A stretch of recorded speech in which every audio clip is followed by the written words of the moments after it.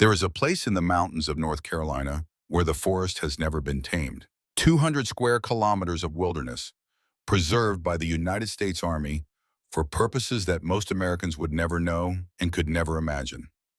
Pine forests so dense that sunlight struggles to reach the floor.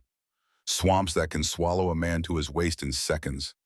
Ridgelines that rise and fall like the spine of some ancient sleeping beast. And running through all of it, connecting every hollow and hillside, a network of game trails and dry creek beds that have been used by predators and prey since long before humans arrived on this continent. The soldiers who train here call it Area J. Everyone else calls it the Crucible. But before we speak of what happened there in the autumn of 2019, we must first go back to a different jungle in a different time, when a young nation was still learning the costs of empire, and a single man discovered that the line between human and wilderness was thinner than anyone had ever imagined. The jungle swallowed men whole. It was March of 1980, somewhere in the tangled green hell of the Darien Gap, that narrow strip of primordial wilderness connecting Central and South America, where maps became suggestions and borders ceased to exist. The canopy above was so thick that sunlight arrived in fragments, painting the forest floor in shifting patterns of gold and shadow. Beneath that living ceiling, where the air hung thick with the scent of rotting vegetation and unnamed flowers, a man moved without sound. His name was Colonel Thomas Cross, and he was about to do something impossible. The Darien Gap had earned its reputation through centuries of failure. Spanish conquistadors had marched armies into its depths and watched those armies dissolve, consumed by disease and despair and the relentless patience of the jungle itself.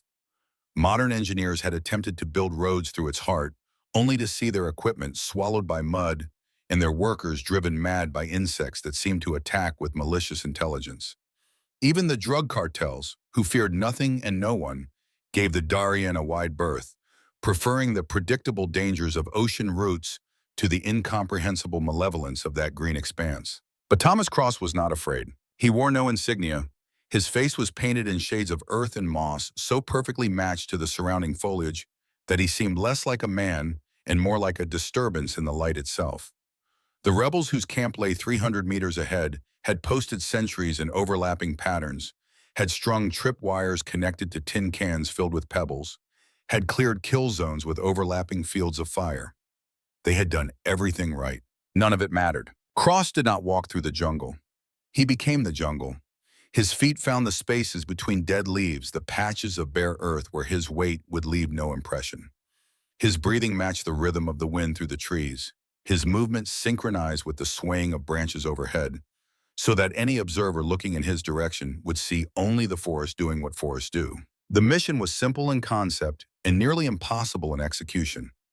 Intelligence assets had identified a high-value target in the camp ahead, an arms dealer whose network had funneled Soviet weapons to insurgent groups across 3 continents. Conventional extraction was out of the question. The nearest friendly forces were 40 kilometers away through terrain that would take a platoon 3 days to cross. An airstrike would kill the target, but also the 12 American hostages being held in the same compound. So they sent the Ghost. That was what they called him in the classified files that would never see daylight. The Ghost of the Darien, the man who could walk through enemy territory like smoke through a screen door. In 12 years of operations spanning 4 continents and countless insurgencies, he had never been detected. Not once. Not a single footprint, not a single broken twig, not a single scent for dogs to follow. He had walked through Soviet surveillance networks in Eastern Europe. He had penetrated North Korean observation posts that were considered impregnable.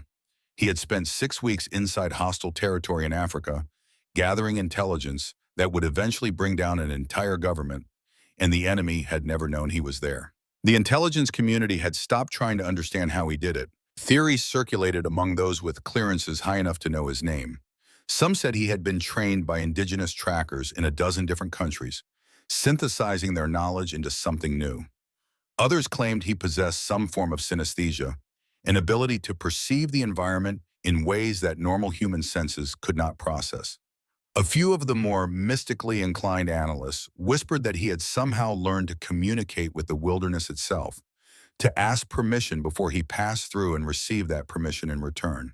The truth, as Thomas Cross understood it, was both simpler and more profound than any of these theories. He had simply learned to stop being human when it was necessary.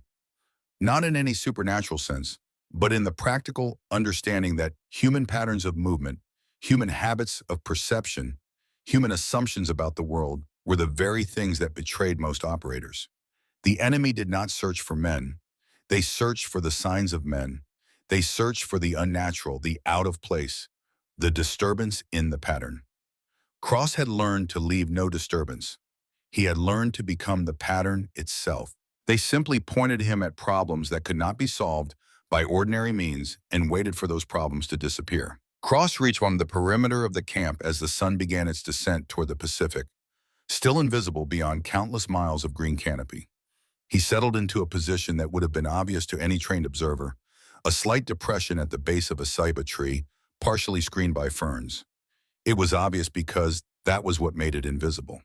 The human eye was trained to look for concealment, for the unnatural, for the thing that did not belong. Cross had learned long ago that the best hiding place was in plain sight, as long as you knew how to look like you belonged there. He waited. The rebels changed their guard rotation at sunset. They laughed and talked too loudly, their Spanish carrying clearly through the humid air. They were confident. They were safe. They were in their element, surrounded by jungle that had swallowed search parties and special operations teams alike. They did not understand that the jungle had already chosen sides. At 02:47 hours, Cross moved. What happened over the next 6 hours would later be reconstructed from physical evidence alone, because there were no witnesses who survived to tell the tale, and Cross himself never spoke of his operations in detail. The arms dealer was found dead in his hammock, cause of death, a single precise wound that suggested he never woke up. The 12 hostages were discovered at dawn by a rebel patrol, unbound and disoriented, having been led through 2 miles of jungle to a clearing where a rescue helicopter could land. They remembered nothing of their rescuer except a calm voice in the darkness telling them to follow and to trust. The rebel camp was not destroyed. That was not the mission. But something had happened there in the night that left the surviving fighters hollow-eyed and superstitious. They spoke of a demon in the trees. They spoke of a shadow that moved against the wind. They spoke of sentries who vanished from their posts without a sound, only to be found hours later, unconscious and unharmed, with no memory of what had happened to them. The psychological effect was devastating. Within days, discipline began to fracture. Within weeks, the entire network collapsed as men deserted their posts and fled back to whatever lives they had left behind, unwilling to spend another night in a jungle that had proven itself to be something other than what they thought. Colonel Thomas Cross walked out of the Darien Gap 4 days after he walked in. He emerged from the tree line at the extraction point precisely on schedule, looking no more disheveled than a man returning from a morning jog. The extraction team, hardened Special Forces operators who had seen their share of combat, would later describe an unsettling feeling when they first caught sight of him. He did not walk out of the jungle so much as the jungle seemed to release him, like a hand opening to let a held object fall free. He carried nothing with him except a small, leather-bound notebook filled with handwritten observations about the jungle, about movement, about the art of becoming invisible. He submitted his after-action report using the usual classified channels and returned to his family in Virginia, where his 8-year-old daughter was waiting on the porch with a glass of lemonade and a smile that made everything else disappear. Her name was Elena. She had her father's gray eyes. The memory dissolved like morning fog as General James Hartwell lowered his binoculars and felt the weight of 40 years pressing down on his shoulders. He was 68 years old now, his hair silver where it had once been black, his face weathered by decades of decisions that kept him awake at night. 4 stars gleamed on each shoulder of his dress uniform, testament to a career that spanned from the forgotten conflicts of Central America in the early 80s to the sand-swept mountains of Afghanistan and beyond. He had commanded battalions and brigades. He had advised presidents and testified before Congress. He had buried friends and enemies alike, and learned somewhere along the way that the line between those categories was never as clear as young officers believed. But none of that mattered in this moment. What mattered was the woman standing at the edge of the assembly area 300 feet below, her slight figure nearly lost among the granite-jawed operators who surrounded her. What mattered was the way she stood, the subtle distribution of weight that Hartwell had seen only once before in his life. What mattered was the impossible, the unthinkable, the return of something he thought had died in a classified operation in 1995. Hartwell gripped the railing of the observation deck until his knuckles went white. His throat constricted with an emotion he had not felt in decades, something that combined grief and hope and fear in equal measure. Because he knew who that woman was. He knew what she represented. And he knew that her presence here, in this place, at this time, could not possibly be coincidence. Thomas Cross had been his younger brother, the brilliant one, the quiet one who had seen things in the wilderness that others could not see and had tried, in his patient and methodical way, to teach those perceptions to others. Thomas had been 5 years younger than James, but in many ways he had been the elder brother, the one with wisdom beyond his years, the one who understood things that military training could not teach and combat experience could not explain. James had watched his brother's career with a mixture of pride and unease. Pride in his accomplishments, which were legendary even if they could never be publicly acknowledged. Unease at the cost those accomplishments extracted, at the way Thomas seemed to drift further from ordinary human connection with each passing year, as if the skills that made him invaluable were slowly erasing the man he had once been. And then, in '95, Thomas had gone into the mountains of Colombia on what was supposed to be a routine reconnaissance mission, and he had never come back. The official report said equipment failure. The unofficial report, shared only with James because of his rank and his relationship to the deceased, told a different story. A story of betrayal, of intelligence compromised, of an ambush that should have been impossible against a man who could not be tracked. They never found his body. They never found any trace of him at all, which was somehow fitting for a man who had spent his life learning to leave no trace. James had mourned his brother for 24 years. He had visited the empty grave at Arlington every year on the anniversary of his disappearance. He had kept Thomas's memory alive in the only way he knew how, by protecting the classified files that documented his contributions, by ensuring that the techniques he developed continued to be taught, by quietly advancing the careers of officers who showed potential in the areas Thomas had pioneered. And now, standing at the edge of the assembly area below, looking for all the world like an administrative clerk who had wandered into the wrong briefing, was his niece, Elena Cross. Hartwell's hands trembled slightly as he raised the binoculars again. Elena Cross, 36 years old according to her official file, which listed her as an administrative specialist attached to a signals intelligence unit. The file was a fiction, of course, a carefully constructed legend designed to make her invisible in a different way than her father had been invisible. Thomas had taught her from the age of 8, had passed on his knowledge in the forest behind their Virginia home during the years before his final mission. And after he died, after the funeral with the flag-draped coffin and the rifle salute and the grief that never quite went away, Elena had continued the training on her own. 24 years of solitary practice. 24 years of becoming something that existed between human and environment, between presence and absence. 24 years of waiting for a moment that Hartwell was only now beginning to understand. She had come here for a reason. He just did not know what it was yet. The morning sun beat down on Fort Bragg's Area J with the particular brutality that North Carolina reserved for early autumn, when the humidity refused to acknowledge that summer was over and the temperature hovered in the 90s like a threat. The assembly area was a flat expanse of packed red clay surrounded by pine forest on 3 sides and a collection of weathered buildings on the 4th. It smelled of dust and diesel and the sweat of men who had earned the right to be here through years of training that would have broken ordinary soldiers. This was the Crucible. The name was not official, of course. On paper, this was simply the Advanced Tracking and Evasion course, a 3-week program designed to teach special operations personnel the finer points of pursuit and escape in austere environments. The bureaucratic language made it sound almost mundane, like a corporate training seminar with camouflage. The reality was something else entirely. The Crucible had been established in 1952 during the early paranoia of the Cold War, when military planners began to realize that the next conflict might require soldiers who could operate behind enemy lines for weeks or months at a time, cut off from support, pursued by adversaries who would stop at nothing to find them. The original program had been brutal by the standards of its era, a crucible in the literal sense, a vessel in which raw material was melted down and reforged into something harder and more resilient. Over the decades that followed, the program had evolved. New techniques were incorporated. New technologies were deployed. New instructors arrived with experience from conflicts around the globe. But the fundamental purpose remained unchanged. This was where the Army discovered which of its elite operators could truly disappear when their lives depended on it. This was where reputations came to die. This was where the best of the best discovered exactly how far they had to go. And this was the kingdom of Sergeant Major Garrett Stone, who ruled it with an iron fist wrapped in a velvet glove of absolute certainty. Stone stood at the front of the assembled operators like a monument carved from living rock.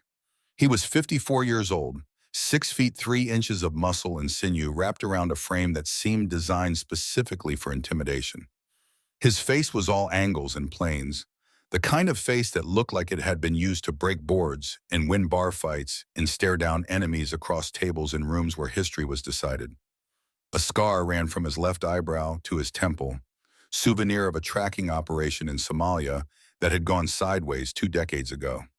His hands were large and calloused, the hands of a man who had spent his life working with them, whether that work involved following a trail through hostile territory or writing the manual that every special operations tracker in the Western world now used as their Bible.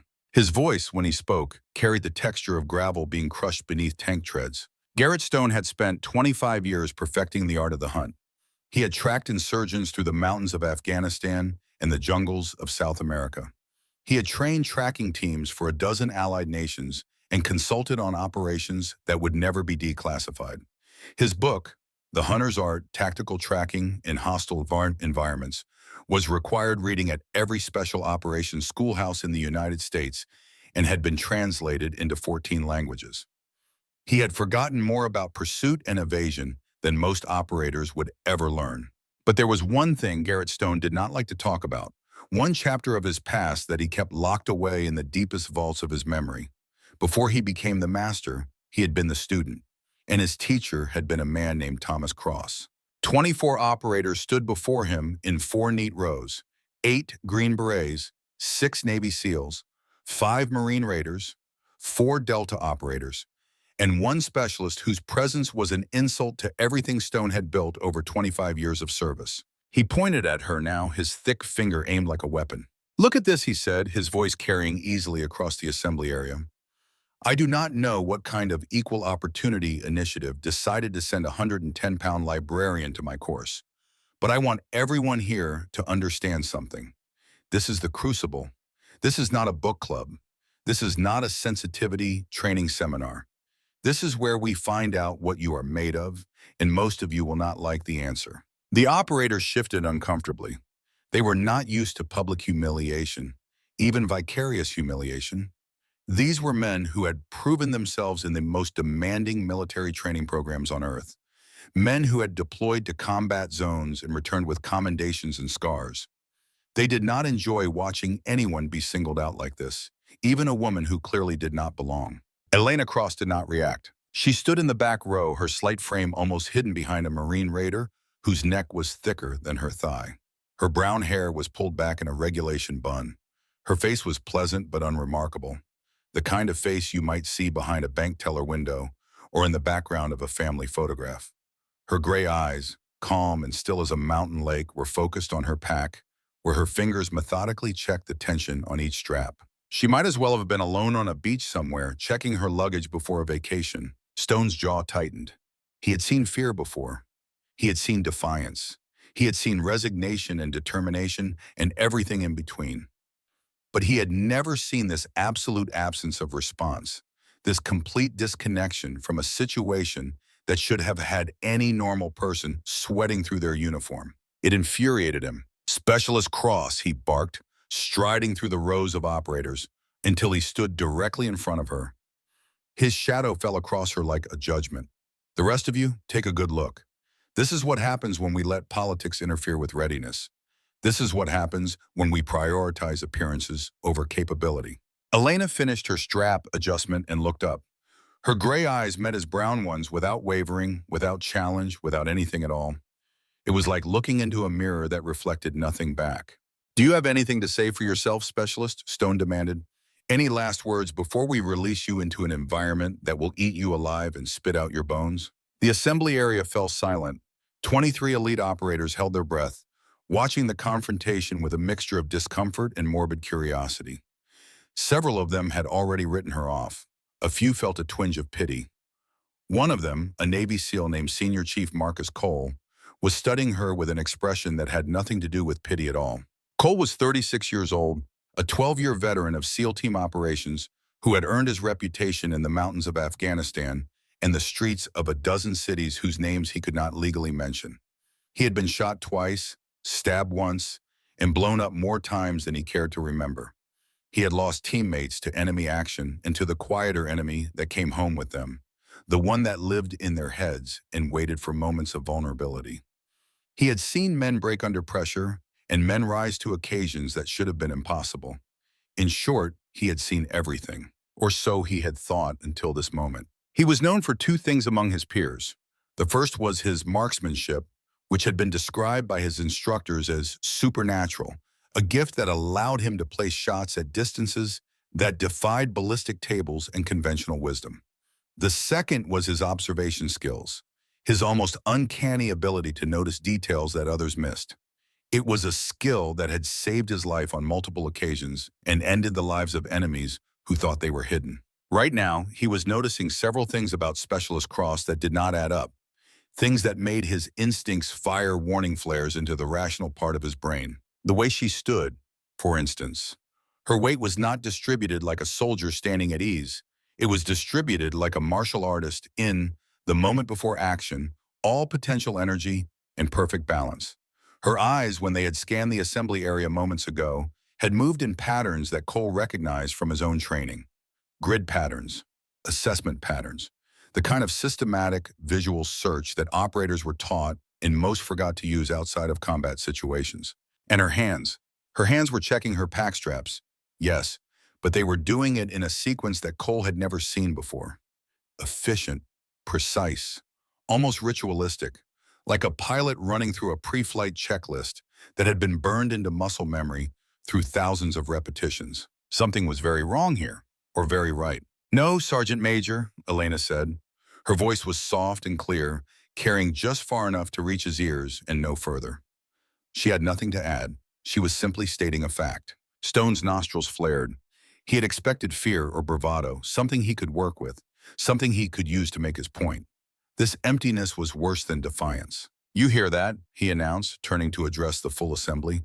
"The Specialist has nothing to say. That is the arrogance of the ignorant, gentlemen. That is the calm of the sheep before the slaughter." He pointed toward the vast tree line that marked the beginning of 200 square kilometers of unforgiving wilderness. "Out there, your reputation does not matter. Your medals do not matter. Your war stories do not matter. What matters is what you leave behind.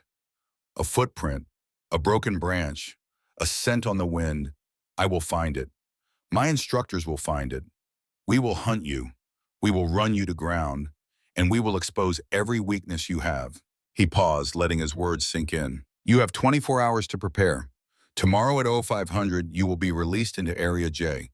Your objective is simple. Survive. Evade. Resist capture for 14 days.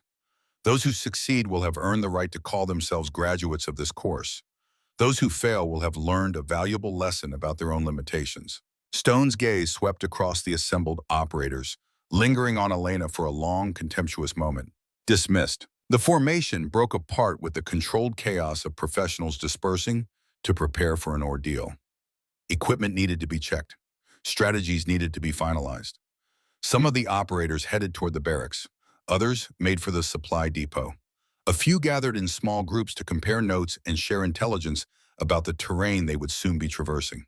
Elena Cross shouldered her pack and walked toward the tree line. Not into it, just toward it, close enough to study the edge where civilization gave way to wilderness. She stood there for a long moment, her head slightly tilted, her eyes moving across the patterns of bark and branch and shadow. Senior Chief Cole watched her from across the assembly area. He should have been preparing his own equipment.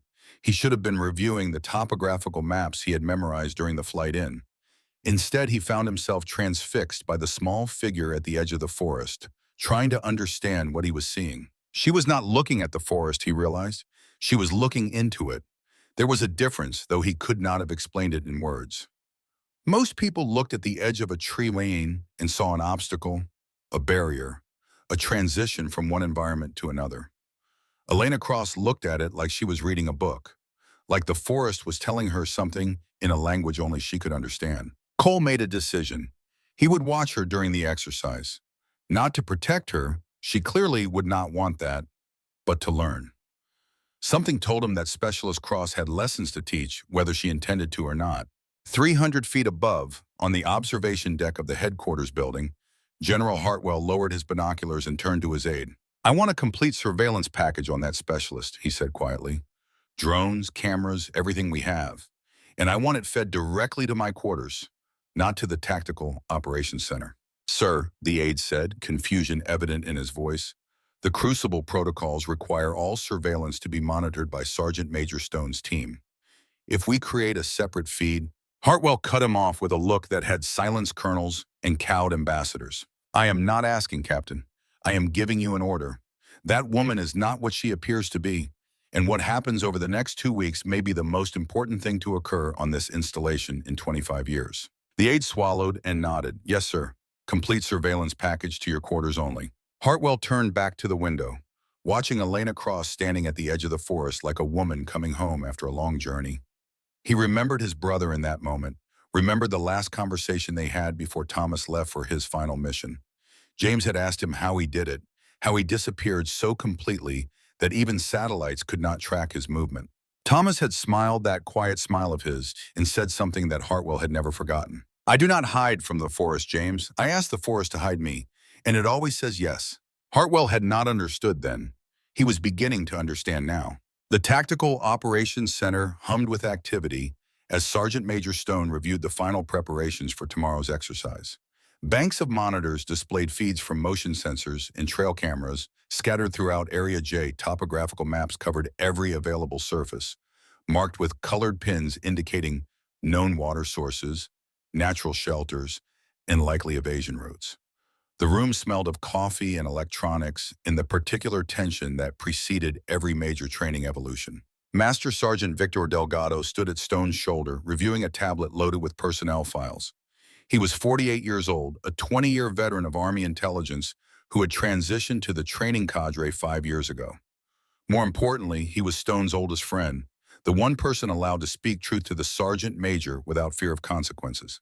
"Garrett," he said quietly, keeping his voice below the ambient noise of the operations center, "I have been looking at the specialist's file. Something does not add up." Stone grunted without looking up from the map he was studying. "What is there to add up?" "She is an admin clerk who got voluntold for a program way above her pay grade. Probably some general's pet project proving women can handle anything men can. We will wash her out by day 2, send her home with a lesson learned, and never speak of it again." Delgado frowned. "That is just it. Her file is too clean. No disciplinary issues, but no commendations either. No records of advanced training, but she qualified expert on every weapon system she has been tested on. No combat deployments, but she has 3 years of unaccounted time between her initial enlistment and her current assignment." Stone finally looked up, irritation flickering across his weathered features. "What are you saying, Vic?" "I am saying that either this woman is the most boring soldier in the history of the United States military, or someone has sanitized her record. And in my experience, you only sanitize records when you have something to hide." Stone considered this for a moment, then shook his head. "It does not matter. Whatever she is hiding, Area J will find it. The Crucible does not care about paperwork. It cares about results. And results do not lie." He turned back to the map, dismissing the conversation with his body language. Delgado was not convinced, but he knew better than to push. He had served with Stone long enough to recognize when the man's mind was made up. Instead, he made a mental note to pay special attention to Specialist Cross during the exercise. If something strange was going on, the truth would reveal itself soon enough. The sun was setting over Fort Bragg when Elena Cross returned to her temporary quarters. The room was sparse, functional, identical to 100 other transient billets scattered across military installations around the world.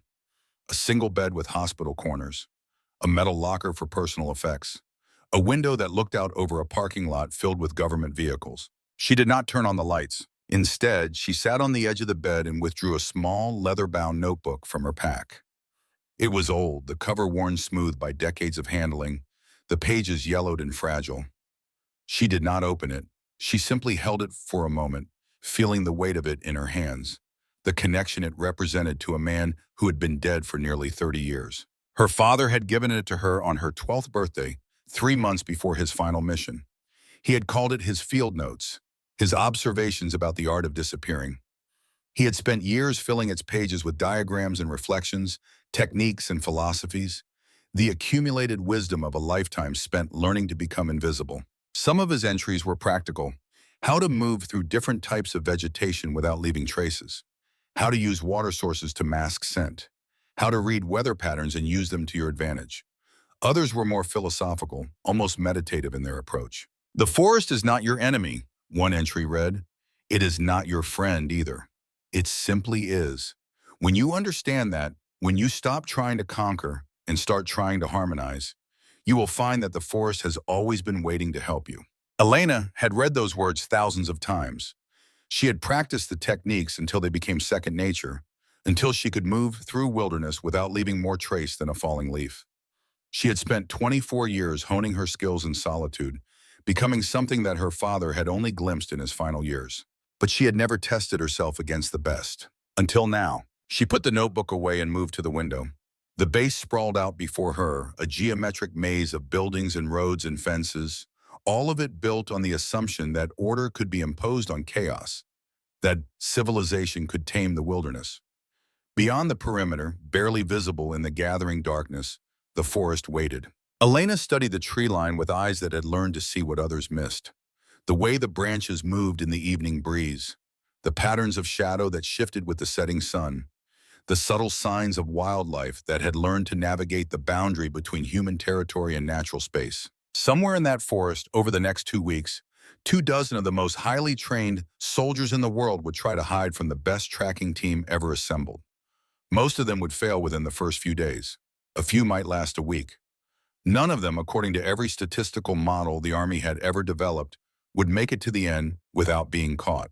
Elena intended to prove those models wrong, not to showcase her abilities, not to embarrass the sergeant major who had ridiculed her, not even to honor her father's memory, though that was part of it. She had come here for a reason that went deeper than personal pride or professional validation. She had come here because Sergeant Major Garrett Stone had been her father's finest student, the most promising tracker Thomas Cross had ever trained. And somehow, in the years since her father's death, Stone had forgotten the most important lesson. He had learned to hunt. He had never learned to belong. Elena's father had tried to teach him that lesson, had spent 3 years working with the young sergeant, seeing in him a potential that matched his own. Thomas had recognized something in Garrett Stone, a hunger for excellence that mirrored his own early obsession with the craft. He had taken the young man under his wing, sharing techniques that he had never shared with anyone else, pushing him to levels of proficiency that most trackers could only imagine.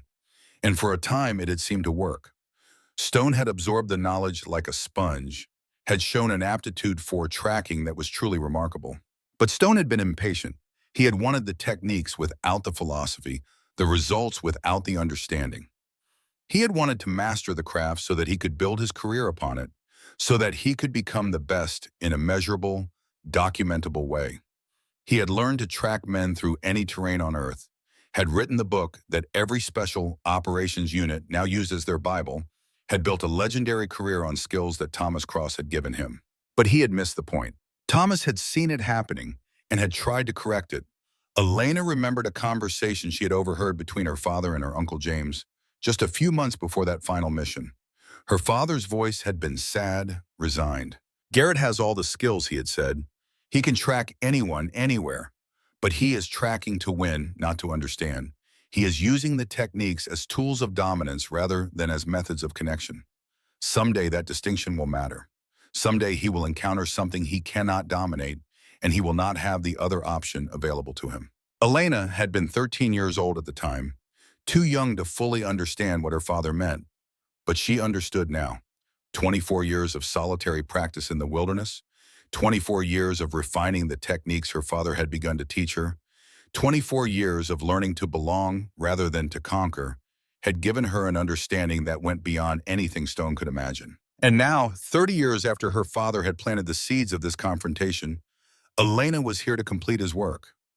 Not with words, because men like Stone did not learn from words, with demonstration, with experience, with the kind of visceral, undeniable proof that would shatter his assumptions and force him to question everything he thought he knew. It would not be easy. It would not be pleasant. It might not even be possible. But her father had believed in Garrett Stone, and Elena had learned to trust her father's judgment in all things. The darkness deepened outside her window. The forest merged with the night, becoming a vast, undefined presence at the edge of perception. Elena watched it for a long time, her breath slowing, her mind emptying, until she could almost hear her father's voice in the whisper of wind through distant branches. Tomorrow, the hunt would begin, and the hunter would become the hunted. None of them understood yet, not Stone with his certainty, not the operators with their training, not even General Hartwell with his memories and his suspicions. None of them grasped what was about to happen. They were preparing for an exercise. Elena was preparing for a reckoning. The night wrapped itself around Fort Bragg like a blanket, and somewhere in the darkness, a woman who had learned to become invisible began her final preparations. She moved through her routine with the precision of ritual, checking her equipment, reviewing her mental maps, centering herself for the challenge ahead. In the morning, everything would change. In the morning, the ghost would walk again. The storm arrived at 0347 hours on the first night of the exercise, rolling in from the west like an invading army. It announced itself with a distant rumble of thunder that grew steadily louder, a percussion section warming up for a symphony of destruction.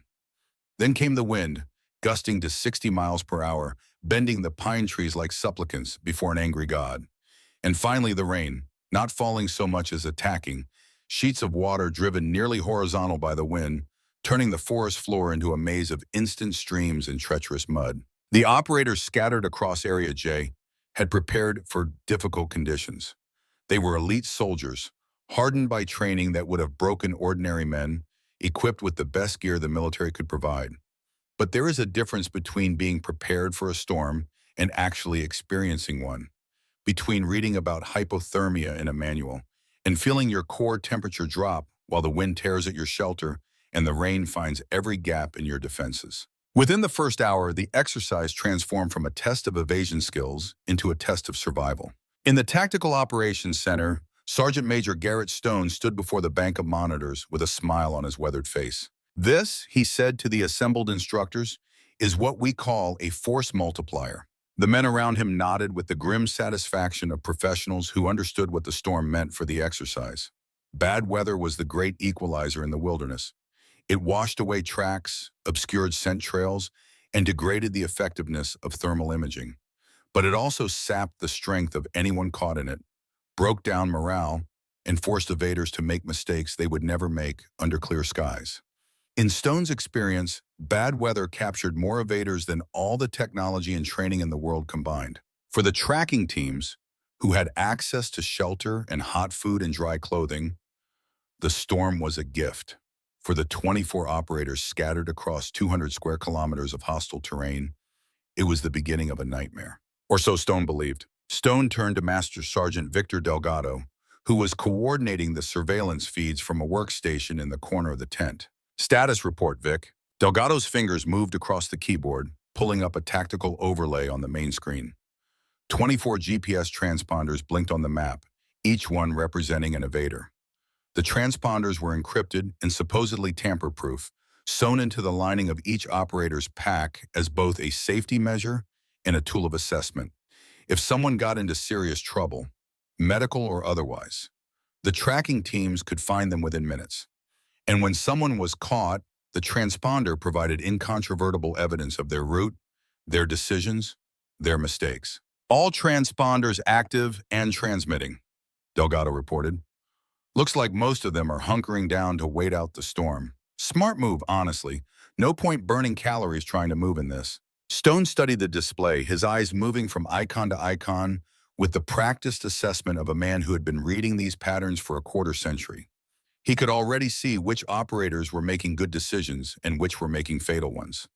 A cluster of 3 icons near the eastern boundary suggested that some of the Green Berets had linked up, which was against the rules but understandable given the conditions. 2 of the SEALs had found what appeared to be a rocky overhang on the southern ridge, a decent choice for temporary shelter. One of the Delta operators had somehow made it nearly 15 kilometers from the starting point in just 6 hours, an impressive feat that suggested either exceptional navigation skills or exceptional recklessness. And then there was the anomaly. Stone's eyes found the icon labeled Cross E and felt his smile falter slightly. Her transponder showed her position as a small clearing near a creek bed, approximately 4 kilometers northeast of the release point.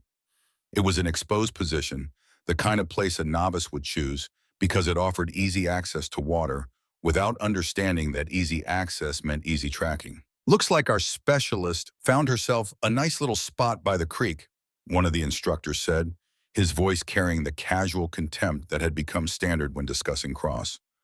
"Probably thinks she can just hide there until the storm passes." Stone nodded, but something nagged at the back of his mind. The position was too obvious, too predictable. It was exactly where an inexperienced evader would go, which made it exactly where his tracking teams would look first. But Cross had not seemed inexperienced during the briefing. She had seemed like something else entirely. He pushed the thought away. It did not matter. Whatever she was or was not, the Crucible would reveal the truth. It always did. "Team Alpha," he said into the radio, "I want you staged and ready to move at first light. Your primary objective is the creek bed sector, grid reference 4752. We have a high probability target in that area." The response crackled back through the static of the storm. "Alpha copies, staged and ready at 0600. Stone turned back to the monitors, watching the icons blink in their steady rhythm, listening to the rain hammer against the canvas walls of the operations center.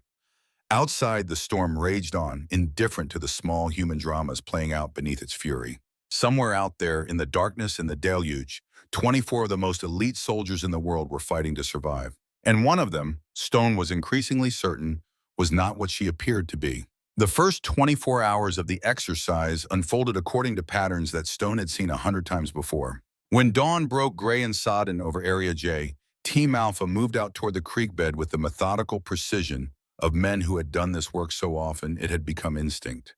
They were 6 operators, handpicked by Stone for their tracking abilities, each of them capable of following a trail that would be invisible to ordinary eyes. They carried the latest in surveillance technology, thermal cameras, ground-penetrating radar, acoustic sensors capable of detecting a human heartbeat from 50 meters away. They found nothing. The clearing by the creek was empty, not just unoccupied, but pristine, as if no human being had ever set foot there. The rain had washed away any potential tracks, of course, but that was expected. What was not expected was the complete absence of any other sign. No disturbed vegetation, no broken branches, no fabric fibers caught on thorns, no indication whatsoever that Specialist Elena Cross had ever been anywhere near the location her transponder indicated. The team spent an hour conducting a detailed search of the immediate area, using techniques that Stone himself had developed over decades of refinement. They checked for ground compression that would indicate where someone had stood. They examined tree bark for scuff marks that would show where someone had leaned. They searched the underbrush for the tiny disturbances that even the most careful operator leaves behind. A snapped twig, a displaced pebble, a smear of mud on a rock. Nothing. Absolutely nothing. It was as if Elena Cross had never existed at all. "Alpha to command," the team leader reported, his voice tight with confusion. "We are at the target location. Negative contact. No sign of the evader. Repeat, no sign. This area is completely clean. It looks like nobody has been here in weeks." Stone felt the first cold finger of unease trace down his spine. He keyed the radio. "Expand your search radius. She cannot have gone far in these conditions. Check for underground shelters, tree platforms, anything she might have used for concealment." The search continued for 3 hours. They found nothing. At 0900 hours, Stone ordered a drone sweep of the sector. The small aircraft, equipped with thermal imaging, capable of detecting the body heat of a field mouse from 1,000 feet, quartered the area in precise geometric patterns. It found deer. It found wild turkeys. It found a family of raccoons huddled in a hollow log. It did not find Elena Cross. At 1100 hours, the K9 unit arrived. Two German shepherds with noses so sensitive they could track a man's passage through an area days after he had left it. Their handler, a grizzled warrant officer named Patterson, who had been training tracking dogs for the Army since before most of the operators in the exercise were born, brought them to the creek bed with the confidence of a man who had never seen his dogs fail. The dogs failed. They cast about the clearing, whining in confusion, their tails tucked between their legs. They could not acquire a scent. There was no scent to acquire. It was as if Elena Cross had simply ceased to exist, had been lifted bodily from the earth by some force that left no trace of her passage. Stone watched the K9 unit's confused gyrations on the drone feed, and the cold finger of unease became a cold hand gripping his chest. "This is impossible," he muttered. Delgado, standing at his shoulder, said nothing, but his silence spoke volumes. The second day of the exercise brought clarity of a sort, though not the kind Stone was hoping for. The storm had passed and in the night, leaving behind a landscape scrubbed clean and glistening in the autumn sunlight. The temperature had dropped into the low 40s, cold enough to make the wet conditions genuinely dangerous for anyone without proper shelter and dry clothing. These were the conditions that broke evaders, that forced them out of their hiding spots in search of warmth and exposed them to the waiting tracking teams. By noon, they had caught their first three operators. A Marine raider named Hastings was found huddled in a poorly constructed lean-to, his lips blue with hypothermia, his core temperature dangerously low. He had made a classic novice mistake, choosing a sheltered spot without considering drainage, and had spent the night in a pool of slowly accumulating rainwater. He was evacuated to the medical station, his exercise over before it had truly begun. Two Green Berets were tracked to a cave on the northern ridge, their trail a virtual highway of broken ferns and disturbed soil. They had done almost everything wrong, moved together instead of separately, chosen an obvious shelter location, and failed to sanitize their back trail. The tracking team found them within 3 hours of picking up their sign. Each capture was reported to the operations center with the professional satisfaction of a job well done. Stone acknowledged each one with a curt nod, his attention focused elsewhere. Because Elena Cross was still missing. Her transponder had gone dark at approximately 1800 hours on the first day, 6 hours after the exercise began. The last position it reported was the creek bed clearing, the same location where Team Alpha had found nothing. Since then, there had been no signal at all. "She cut it off," Delgado said, studying the technical readout on his screen. The transponder did not malfunction. It was deliberately disabled. Stone felt his jaw tighten. The transponders were designed to be tamper-resistant. Disabling one required specific technical knowledge and careful physical manipulation. It was not the kind of thing an administrative clerk should have been capable of doing. But then, nothing about Elena Cross was turning out to be the kind of thing an administrative clerk should have been capable of doing. "Search every inch of that creek bed sector," Stone ordered. "She is in there somewhere. She has to be." The search expanded. More teams were deployed. More drones were launched. More dogs were brought in. The entire tracking apparatus of the Crucible, the most sophisticated pursuit capability ever assembled for a training exercise, was focused on a single target. They found nothing. By the end of the second day, Stone had pulled half of his tracking teams off the other evaders and reassigned them to the cross search. It was a tactical mistake, he knew. The other operators were still out there, still evading, and some of them were quite good at it. But he could not focus on them, could not think about anything except the empty space on his map where Elena Cross should have been. She was making him obsessive. She was making him personal. And somewhere in the back of his mind, a voice that sounded very much like his old instructor was telling him that this was exactly what she wanted. The night of the second day found Senior Chief Marcus Cole wedged into a crevice between two boulders on the eastern ridge, listening to the forest settle into its nocturnal rhythms. He had been moving for 18 hours straight, using the storm as cover to put distance between himself and the tracking teams. It was a gamble, burning calories and body heat to gain ground instead of conserving energy and shelter. But Cole had learned long ago that sometimes the best way to survive was to run when everyone expected you to hide. The forest around him was alive with sound, the drip of water from saturated branches, the rustle of small animals emerging from their hiding places now that the storm had passed, the distant call of an owl beginning its nightly hunt. These were familiar sounds to Cole, the background music of a dozen deployments in wilderness environments around the world. He had learned to filter them to identify the patterns that indicated normalcy and the aberrations that indicated danger. Now, with the sky clearing and the temperature dropping, he allowed himself a few hours of rest. The crevice was not comfortable, but it was defensible and difficult to spot from more than a few meters away. He had sanitized his approach trail for the last 100 meters, stepping from rock to avoid leaving impressions in the soft forest floor.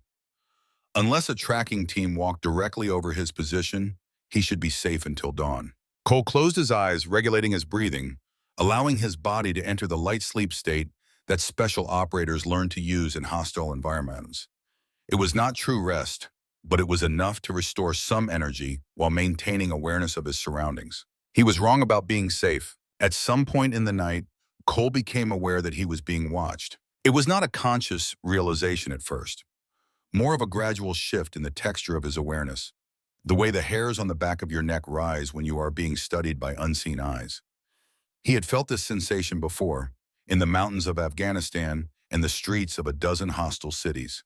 It was the instinct that separated the living from the dead in his line of work. He did not move, did not open his eyes, did not change the rhythm of his breathing.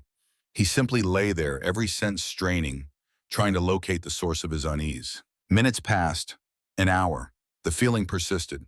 When he finally allowed his eyes to open, just a crack, just enough to see without appearing to see, the first thing he noticed was the flower.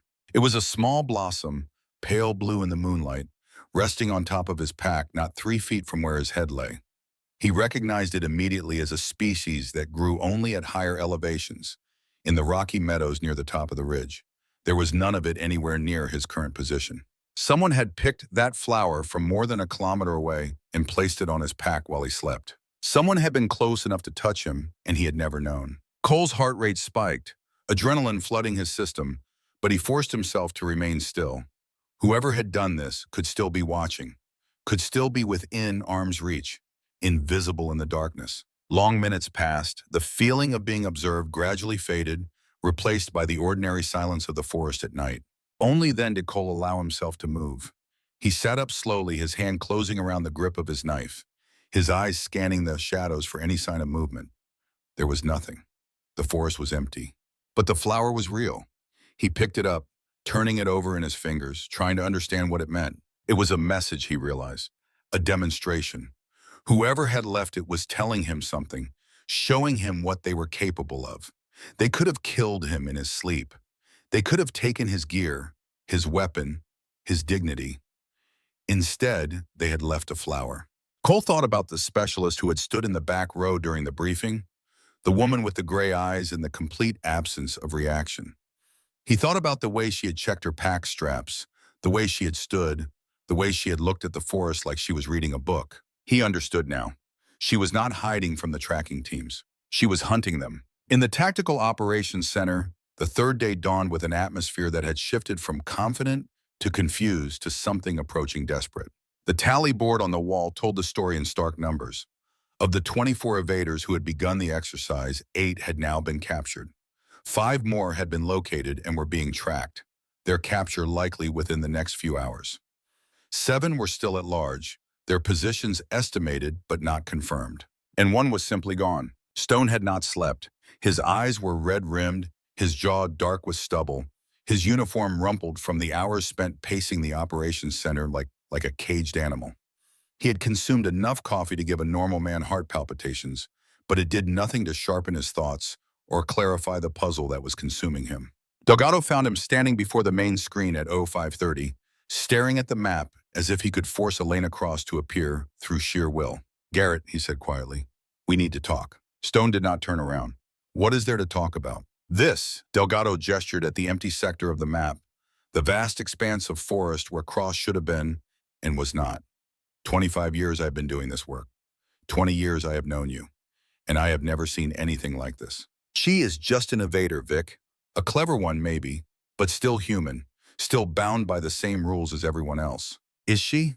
Delgado moved to stand beside his old friend, his voice low enough that only Stone could hear. "Garrett, I ran her file through every database I have access to.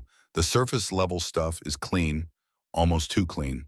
administrative specialist, signals intelligence. Nothing remarkable. But there are gaps.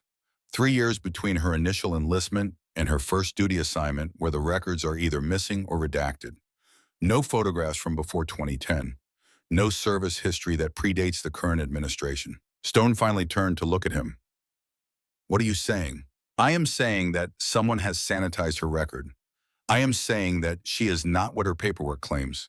And I am saying that whatever she actually is, we are not equipped to deal with it. Stone's face hardened. She is a specialist in the United States Army. She bleeds red like the rest of us. She leaves tracks like the rest of us, and I will find her. Will you? Delgado's voice was gentle, the voice of a friend speaking difficult truths. Or is this about something else? Is this about proving something to yourself? The silence that followed was thick enough to cut with a knife.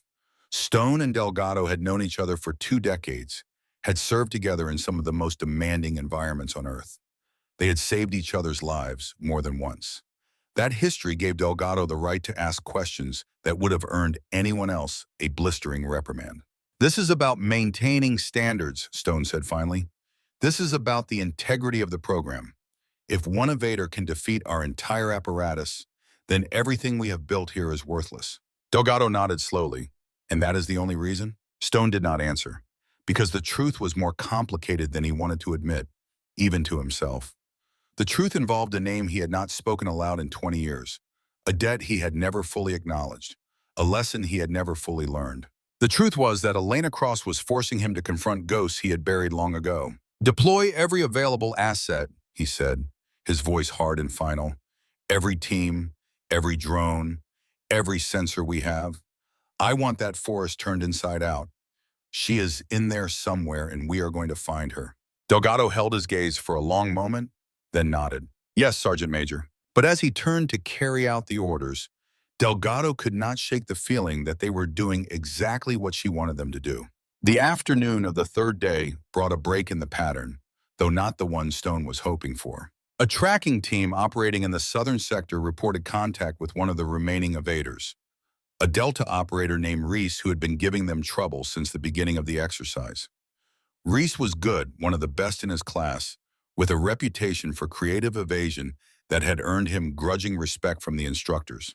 They tracked him to a dense thicket near a dry creek bed, cornered him, and prepared to make the capture. What happened next would be debated for years. According to the team leader, they had Reese dead to rights. He was trapped in the thicket with no avenue of escape, his options exhausted, his capture inevitable. They moved in to secure him, following protocols that had been refined over decades of exercises. And then, impossibly, Reese was gone, not captured, not escaped, simply gone, as if the forest had opened up and swallowed him whole. The tracking team searched for 2 hours and found nothing. No trail, no sign, no indication of which direction he had gone or how he had managed to disappear from a surrounded position. Stone listened to the report with a growing sense of unreality. Run that by me again, he said, his voice dangerously quiet. The team leader, a veteran tracker named Kowalski, who had been doing this work for 15 years, sounded shaken. Sergeant Major, I do not know how to explain it. 1 minute he was there, the next he was gone. It was like he just dissolved into the vegetation. People do not dissolve, Kowalski. People leave tracks. People make noise. People exist in physical space and obey physical laws. Yes, Sergeant Major, I know. But this was different. Stone cut the connection and turned to Delgado, his face a mask of barely controlled fury. 2 of them now, 2 evaders who have somehow become invisible. What the hell is going on in my forest? Delgado did not have an answer, but he had a theory, one that he was not yet ready to share. Because the location where Reese had disappeared was less than 2 kilometers from the creek bed where Elena Cross had last been seen. And Delgado was beginning to suspect that was not a coincidence. That night, in the darkness of his quarters, Stone sat alone with a bottle of whiskey and a photograph he had not looked at in 20 years. The room was spare, utilitarian, the temporary housing of a man who had never learned to make any place feel like home. A metal desk with a single lamp, a narrow bed with military corners, a footlocker containing everything Stone owned that was not stored in the operations center. The walls were bare except for a single frame document, his certificate of completion from the advanced tracking course, signed by the man whose image he now held in his trembling hands. The photograph showed two men standing at the edge of a forest, their arms around each other's shoulders, their faces split by the easy grins of soldiers who have shared something that civilians could never understand. One of the men was a younger version of Stone himself, his face unlined, his eyes bright with the eager confidence of a rising star.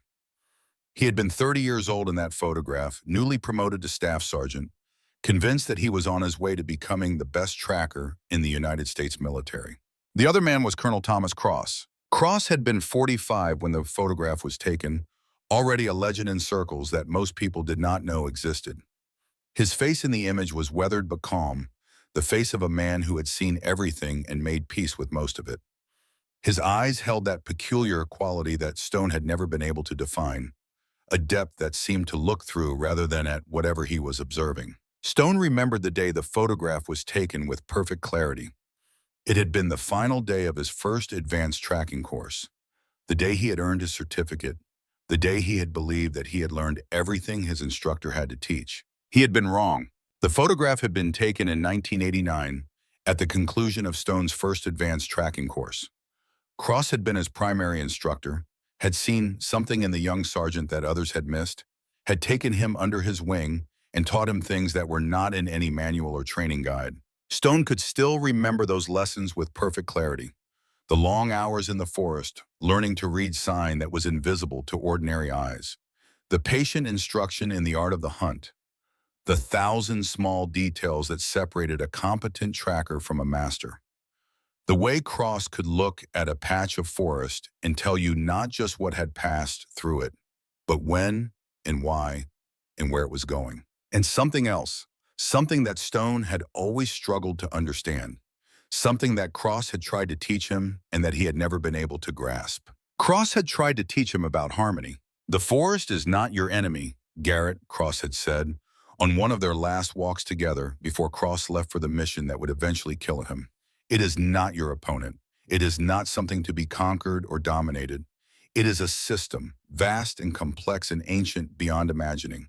And you can either work against that system or you can learn to work with it. Stone had nodded politely, had filed the words away as philosophical musing, had focused instead on the practical techniques that would build his career. He had never really understood what Cross was trying to tell him. But now, sitting in the darkness with whiskey burning in his throat and a ghost staring at him from a faded photograph, Stone was beginning to wonder if that failure of understanding was coming back to haunt him. Elena Cross. The name was not a coincidence, could not be a coincidence. Somewhere in the classified depths of military bureaucracy, there was a connection between the woman who was making a fool of him and the man who had tried to teach him something he was not ready to learn. Stone lifted the photograph, studying the face of his mentor, searching for answers in features that had been still for nearly 25 years. "What are you trying to tell me, sir?" he whispered to the empty room. "What is she trying to show me?" The photograph did not answer. But somewhere in the forest beyond the walls of his quarters, in the vast dark wilderness that had become an arena for a contest, Stone was only beginning to understand. The answer was waiting. He just had to be humble enough to find it. The fourth morning began with a development that should have been a victory, but felt like something else entirely. Overnight, the tracking teams had captured 6 more evaders, bringing the total to 14. The remaining 10 operators were scattered across the training area, their positions roughly estimated, their eventual capture considered inevitable by everyone in the operations center. Everyone except Stone, who stared at the map with the hollow eyes of a man who had stopped believing in inevitable outcomes. Because Elena Cross was still missing. And now 3 other evaders had begun exhibiting the same impossible behavior. Reese, the Delta operator who had disappeared from a surrounded position, was still at large. No one had seen him since that inexplicable escape. 2 more operators, a SEAL named Patterson and a Green Beret named Murphy, had similarly vanished from positions where they should have been easily tracked.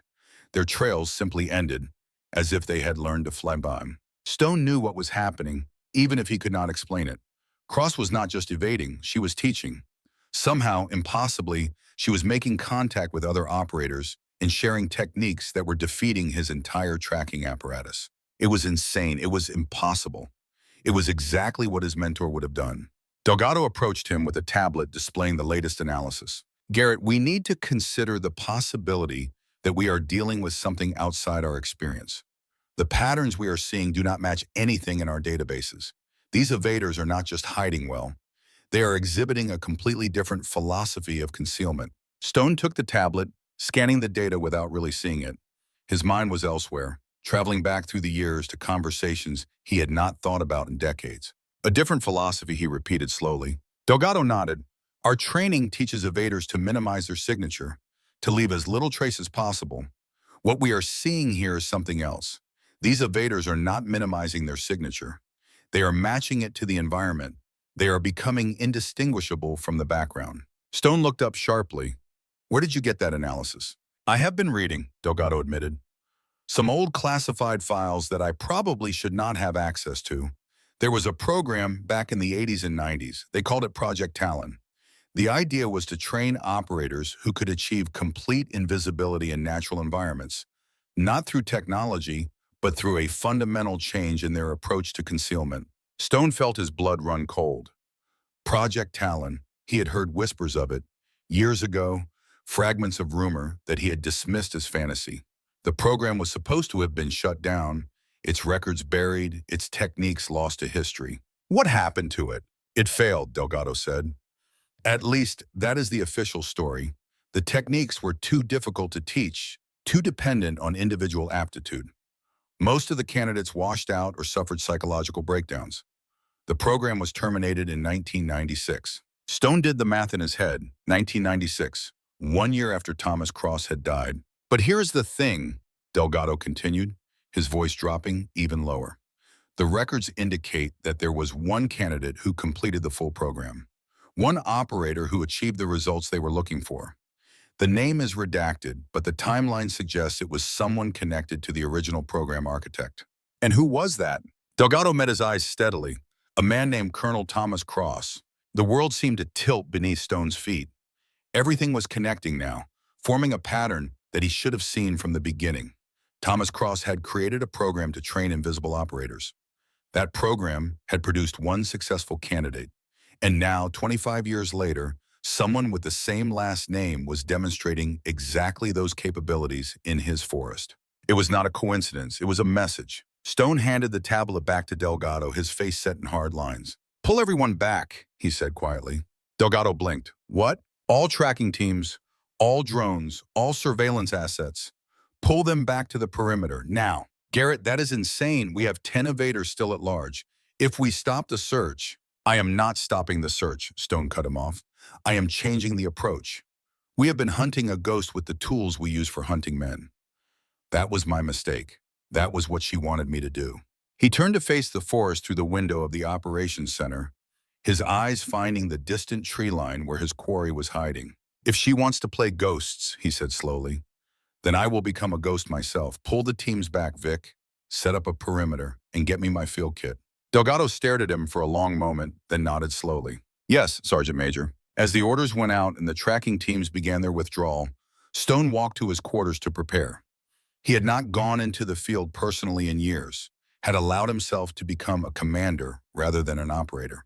But some skills never faded entirely. And some lessons, it seemed, could only be learned the hard way. The sun was setting when Stone walked to the edge of the forest, his pack on his shoulders, his mind emptied of everything except the task ahead. He had spent the afternoon preparing, selecting his gear with the careful deliberation of a man embarking on a mission that had no room for error.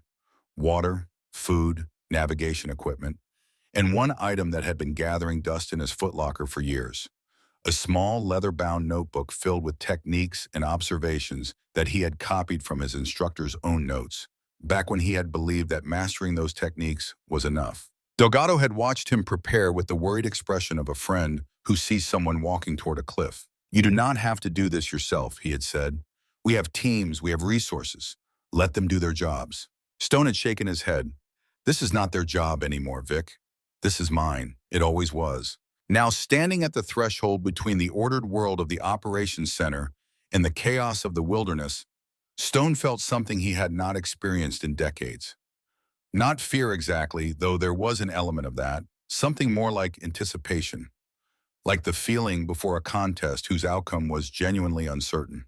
He stood there for a long moment watching the shadows lengthen beneath the trees, feeling the presence of the wilderness in a way he had not felt since his training days. Somewhere in that vast expanse of forest and shadow, Elena Cross was waiting. She had come here to teach him something, to complete a lesson that had begun 30 years ago under the tutelage of the man who had made him what he was. Stone did not know if he was ready to learn. He did not know if he was capable of understanding what she was trying to show him. But he knew that he could not find out from the safety of the operations center, staring at screens and issuing orders. Some lessons could only be learned through experience. Some truths could only be found by walking into the darkness and letting it reveal what it would. The forest is not your enemy, Garrett. The voice of Thomas Cross echoed in his memory, as clear as if the man were standing beside him. Stone closed his eyes, letting the words wash over him, trying to hear them in a way he had not been able to hear them 30 years ago. It is not your opponent. It is a system, vast and complex and ancient beyond imagining. And you can either work against that system, or you can learn to work with it. Stone took a deep breath, tasting the pine-scented air, feeling the coolness of approaching night on his skin.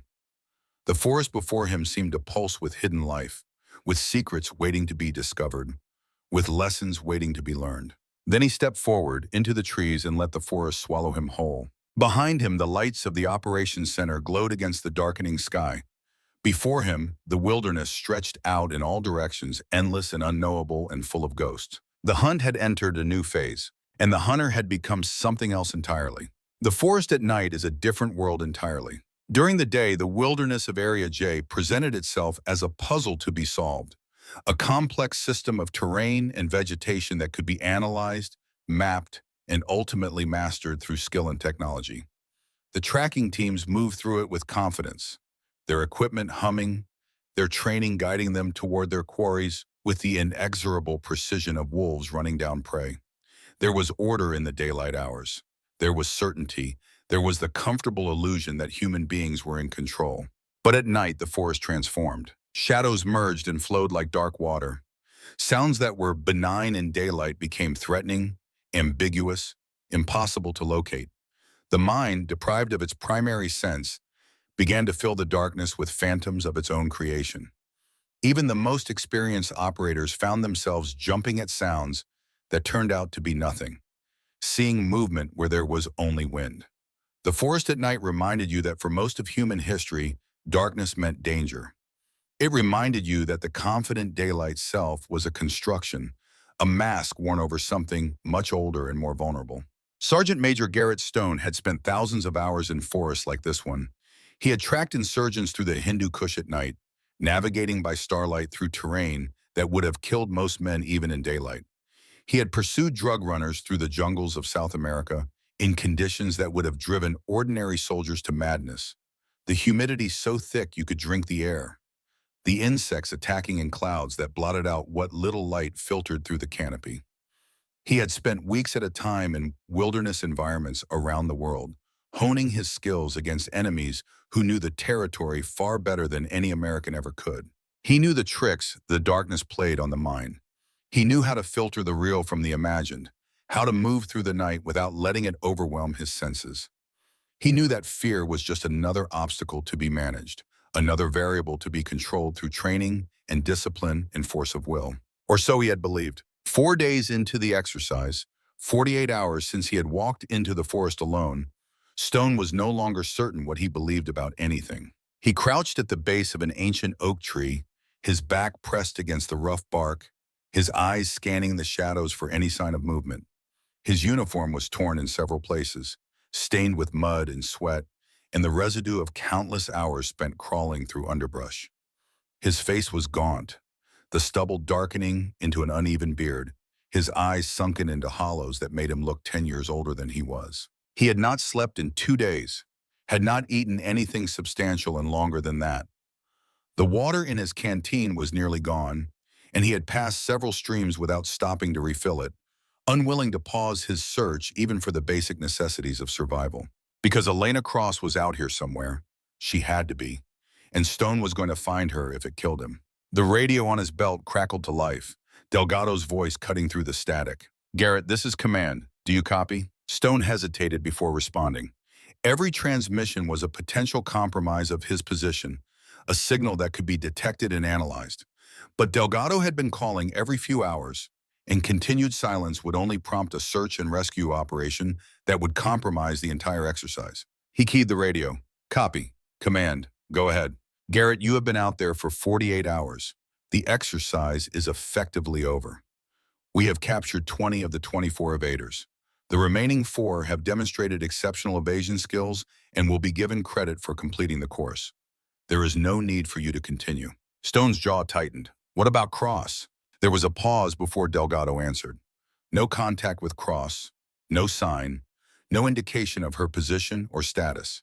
Garrett, she is either long gone or she is better than anything we have ever encountered. Either way, you are not going to find her by crawling around in the dark. I will find her, Stone said, his voice flat and hard. She is in here. I can feel it. Another pause, longer this time. Garrett, listen to me. As your friend, not as your subordinate. This is not healthy. You have not slept. You have not eaten. You are exhibiting signs of obsessive behavior that could compromise your judgment and your safety. Come back in. Get some rest. We can reassess in the morning. Negative, Command. Stone out. He turned off the radio before Delgado could respond, cutting himself off from the last connection to the world of reason and protocol and military procedure. Out here in the darkness, there was only the hunt, and the hunter was not ready to admit defeat. Stone rose from his crouch, every muscle in his body protesting the movement, and began to move through the forest once again.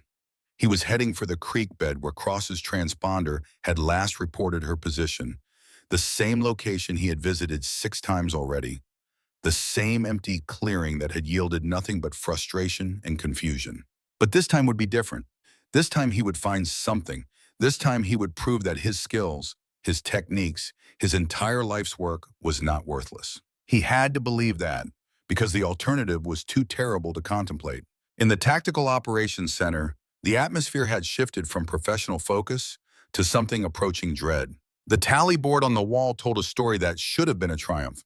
20 of 24 evaders captured, a success rate that exceeded historical averages by a significant margin. By any objective measure, the exercise had been a resounding success. But no one in the room felt triumphant. Master Sergeant Victor Delgado stood before the main display, studying the map with the hollow expression of a man watching a tragedy unfold. The 4 remaining icons represented evaders who had demonstrated exceptional skill, operators who had returned to their units with new knowledge and enhanced capabilities. 3 of them were exactly where they should be, their positions estimated with reasonable accuracy, their eventual capture considered likely if not inevitable. The 4th icon, labeled Cross E, remained stubbornly blank. No position, no signal, no indication that she existed at all. And somewhere out there in the darkness that the screens could not penetrate, the best tracker in the United States military was slowly losing his mind. The radio crackled to life. Team Bravo reporting, we have captured Evader 17.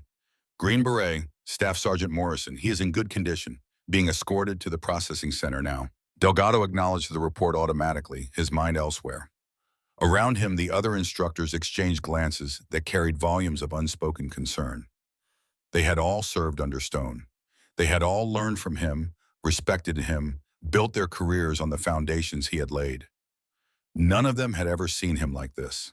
Sir, one of the younger instructors said hesitantly, should we send a team out to find the Sergeant Major? If he has been out there for 48 hours without proper rest or nutrition, he could be in serious trouble.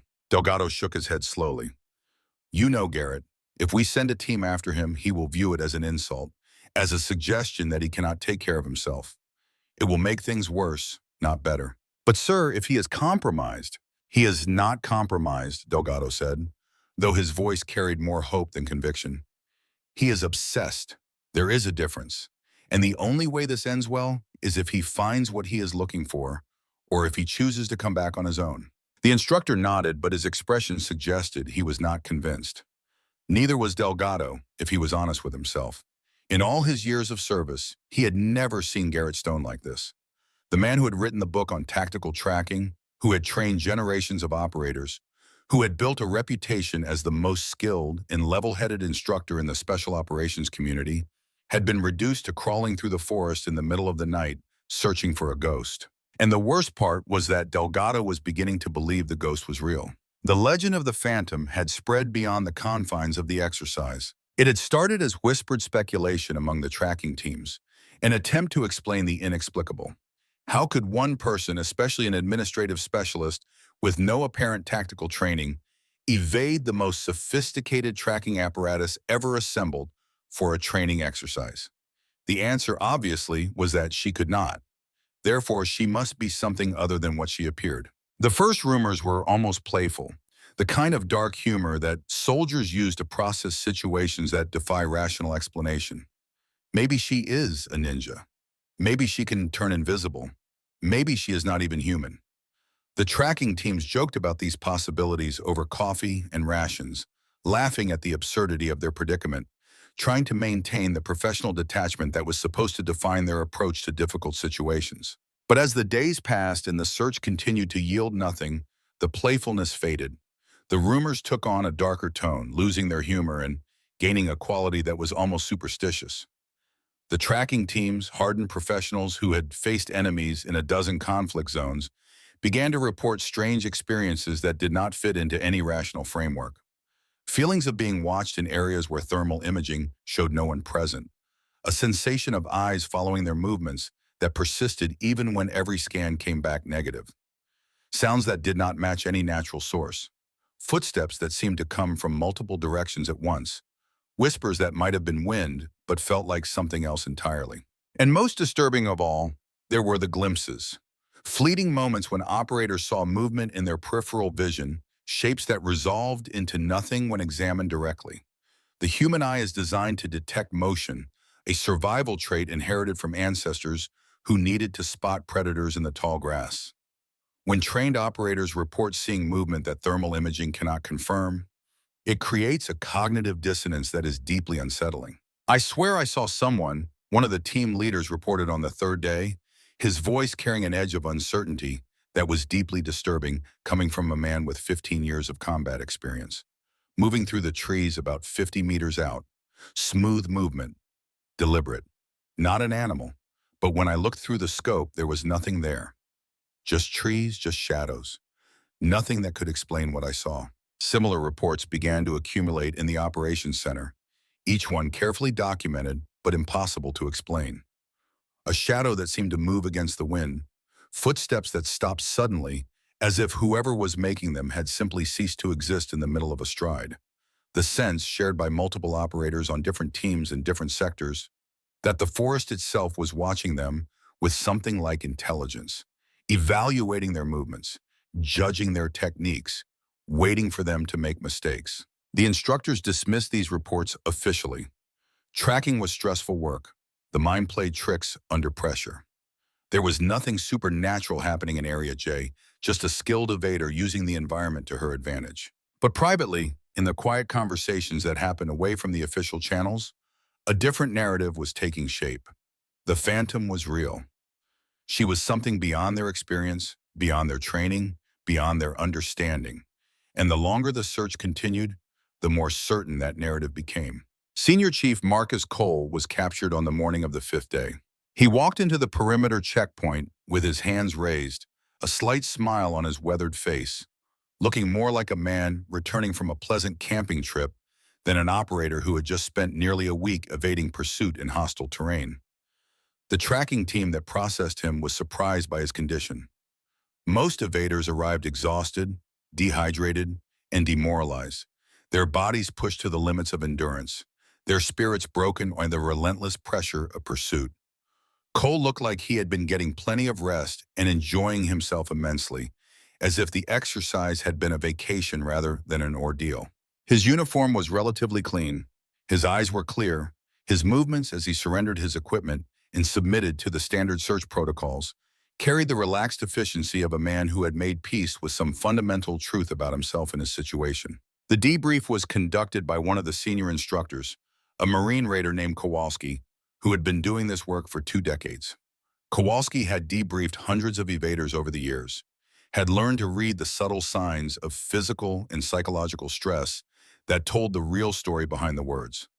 What he saw in Cole's face was unlike anything he had encountered before. There was no defeat there, no frustration or exhaustion. If anything, Cole seemed almost enlightened, as if he had discovered something during his time in the forest that had fundamentally changed his understanding of the exercise. They sat across from each other in the processing tent, a recorder running, a notepad open in front of Kowalski. The standard questions were asked and answered: name, rank, service number, duration of evasion, general physical condition, all the bureaucratic details that needed to be documented for the official record. Then Kowalski moved to the questions that actually mattered. Senior Chief, you were one of the last evaders still at large. Your evasion track was exceptional, among the best we have seen in recent years. You covered significant ground, used terrain effectively, and showed a level of tactical sophistication that was frankly impressive. Why did you choose to surrender now when you clearly had the capability to continue? Cole's smile widened slightly, taking on a quality that Kowalski could not quite define. I learned what I needed to learn, he said simply. Kowalski frowned, his pen hovering over his notepad. Could you elaborate on that? For a long moment, Cole did not answer. His eyes, Kowalski noticed, had a distant quality to them, as if he was seeing something that was not in the room, something that existed only in his memory, or perhaps in a place that ordinary perception could not reach. When he finally spoke, his voice was quiet, almost reverent, carrying the tone of a man sharing something sacred. I met her, he said, the Phantom. She found me on the second night. No, that is not right. She was with me from the first night. I just did not know it until the second. Kowalski felt his pulse quicken, his professional detachment cracking under the weight of what he was hearing. You made contact with Specialist Cross? You actually saw her? Cole nodded slowly. She was not what I expected. She was not what any of us expected. He shook his head, his smile fading into something more thoughtful, more profound. She was not hiding from us, sir. She was watching us, learning us, understanding our patterns, our techniques, our assumptions. I think she has been moving through this forest the entire time, observing everything we do, and we never knew she was there. Not once, not for a single second. Did she say anything to you? Did she explain why she was doing this? Cole hesitated, his hand moving unconsciously to his pocket, touching something hidden there. She told me who she was, who her father was, and she gave me a message to deliver. She said Sergeant Major Stone would understand what it meant, even if no one else did. What message? Cole withdrew his hand from his pocket, revealing a small scrap of fabric with handwritten words barely visible in the dim light of the tent. He handed it to Kowalski, who examined it with growing disbelief. The fabric appeared to be torn from a standard-issue uniform, the kind of material that would leave no trace and carry no identifying markers. The words written on it were simple, neat, clearly feminine in their construction. Tell Stone to look up, not down. Kowalski stared at the message for a long moment, then looked up at Cole. What does this mean? Cole shook his head. I do not know, sir, but I think Sergeant Major Stone will, and I think that is the whole point. The message was relayed to the Tactical Operations Center within the hour. Delgado read it 3 times, trying to extract meaning from the cryptic words, but their significance eluded him. He forwarded the information to Stone's radio, but received no response. Stone had stopped answering his communications 12 hours ago. In the forest, far from the lights and screens and ordered structure of the operations center, Garrett Stone was experiencing something that felt very much like a breakdown.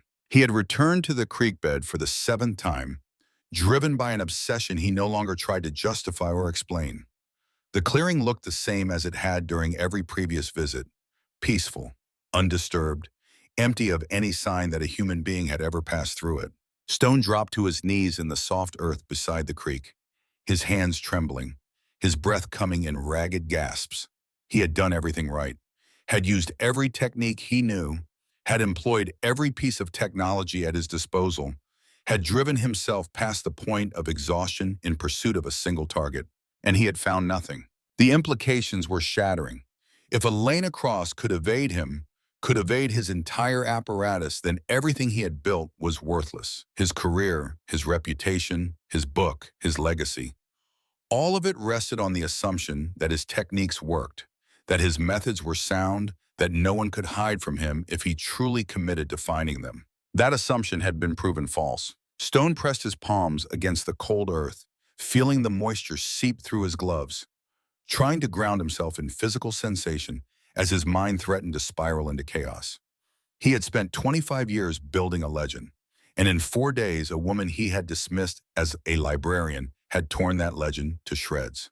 How, he whispered to the empty forest, how are you doing this? The forest did not answer, but somewhere in its depths, in a place that Stone's senses could not reach, a woman who had learned to become invisible was watching him with eyes the color of morning fog.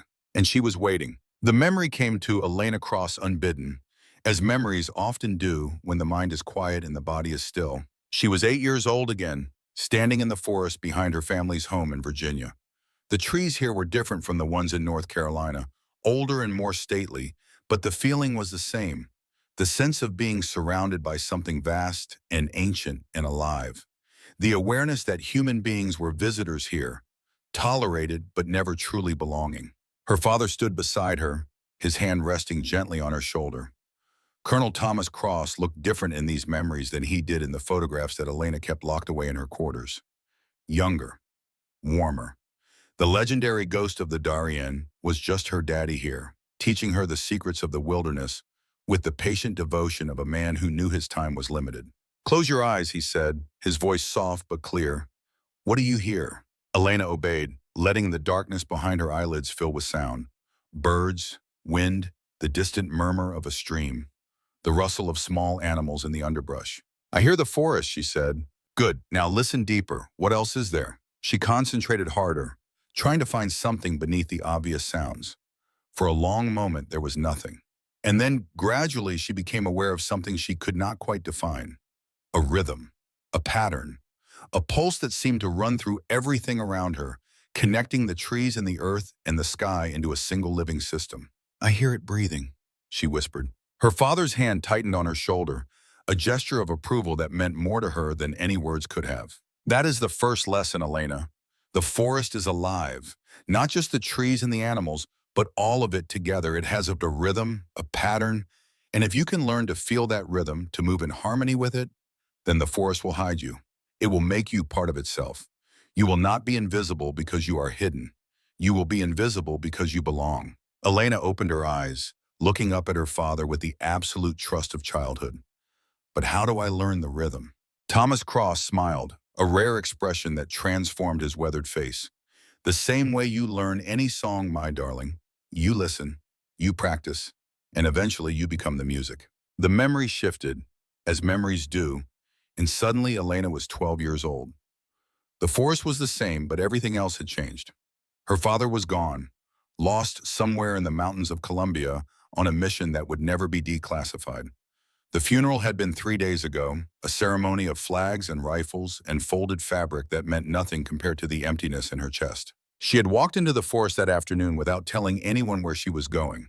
She had walked until the house disappeared behind her, until the sounds of civilization faded into nothing, until there was only the trees and the sky and the overwhelming weight of her grief.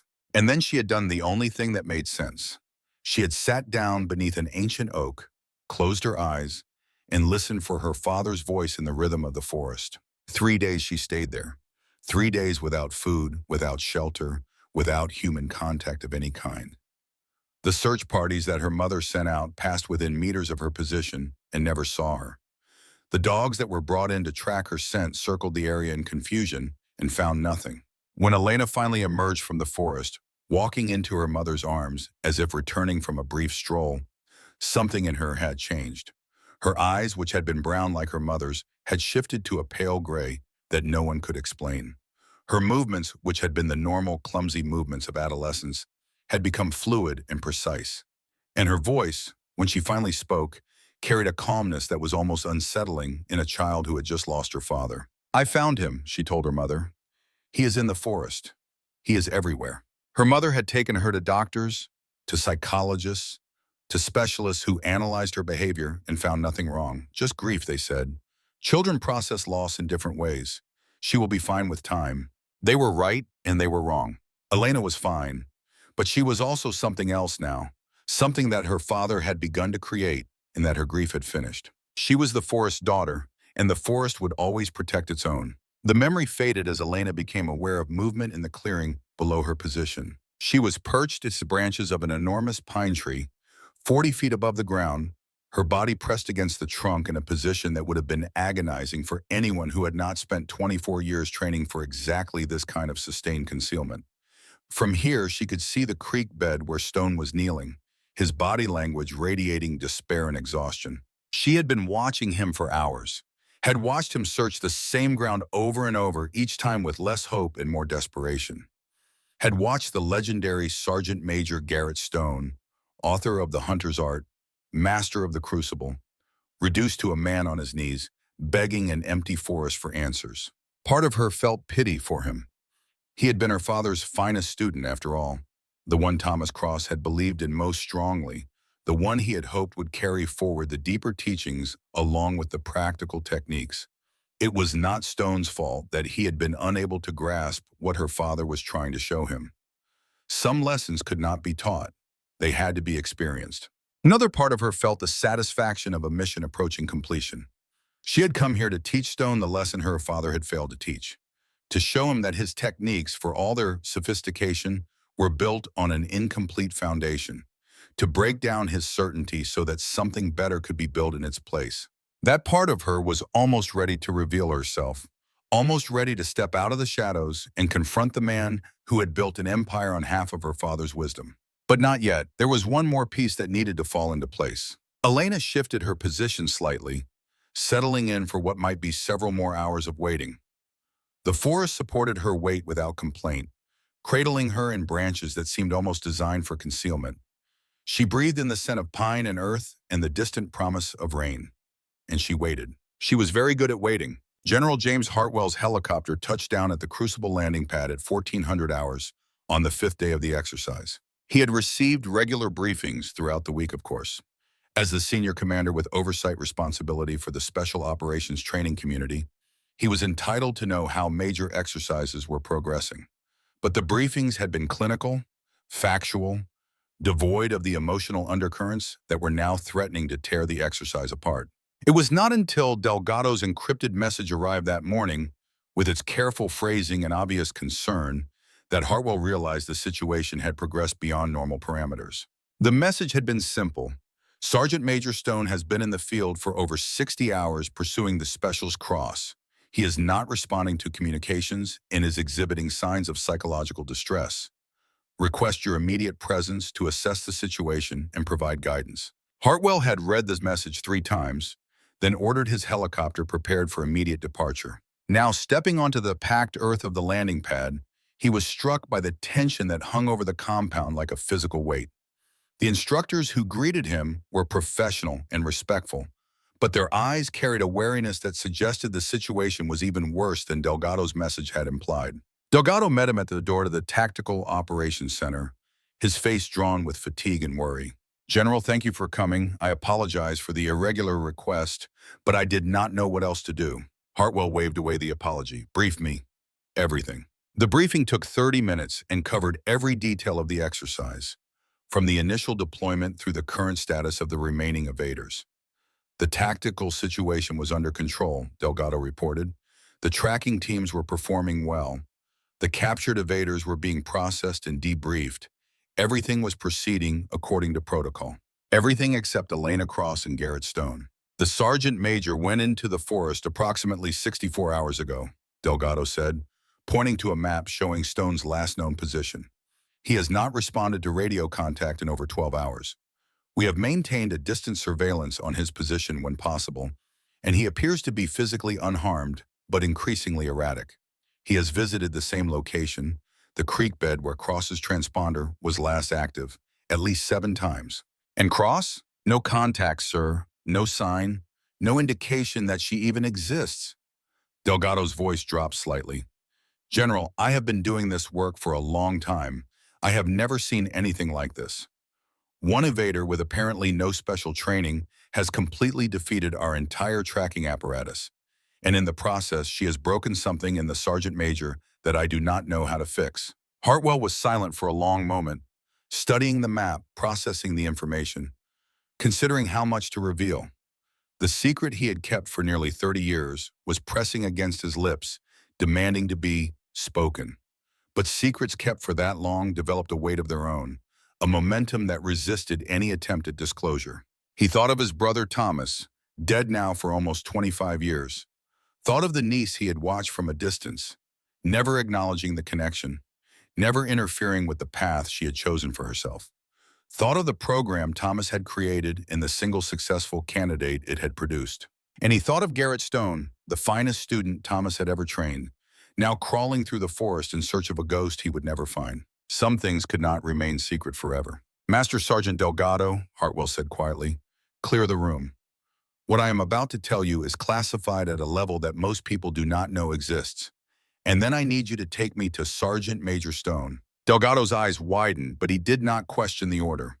Within minutes, the Tactical Operations Center was empty except for the two of them. Hartwell took a deep breath and began to speak. What I am about to tell you concerns a program called Project Talon, he said. It was initiated in 1982 and officially terminated in 1996. Its purpose was to create operators who could achieve complete invisibility in natural environments, not through technology, but through a fundamental restructuring of their relationship with the wilderness.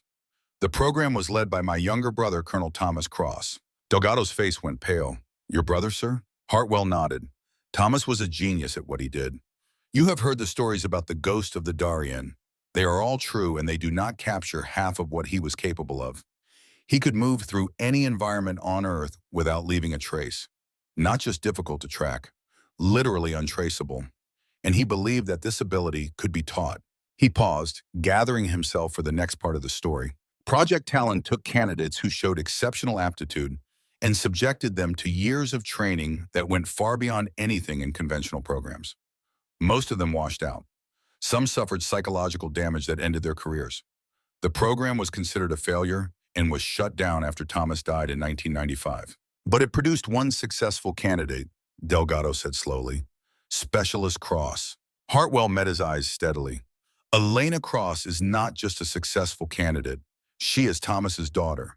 He began training her when she was 8 years old, in the forest behind their home in Virginia.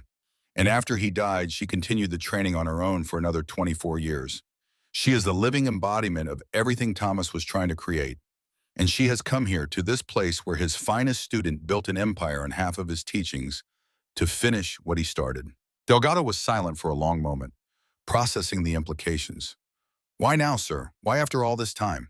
Because Garrett Stone is ready, Hartwell said. Or at least Elena believes he is. Thomas always said that Garrett had the potential to truly understand, but that he was not ready to learn.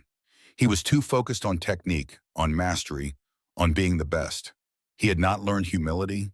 He had not learned that the point of tracking is not to dominate, but to belong.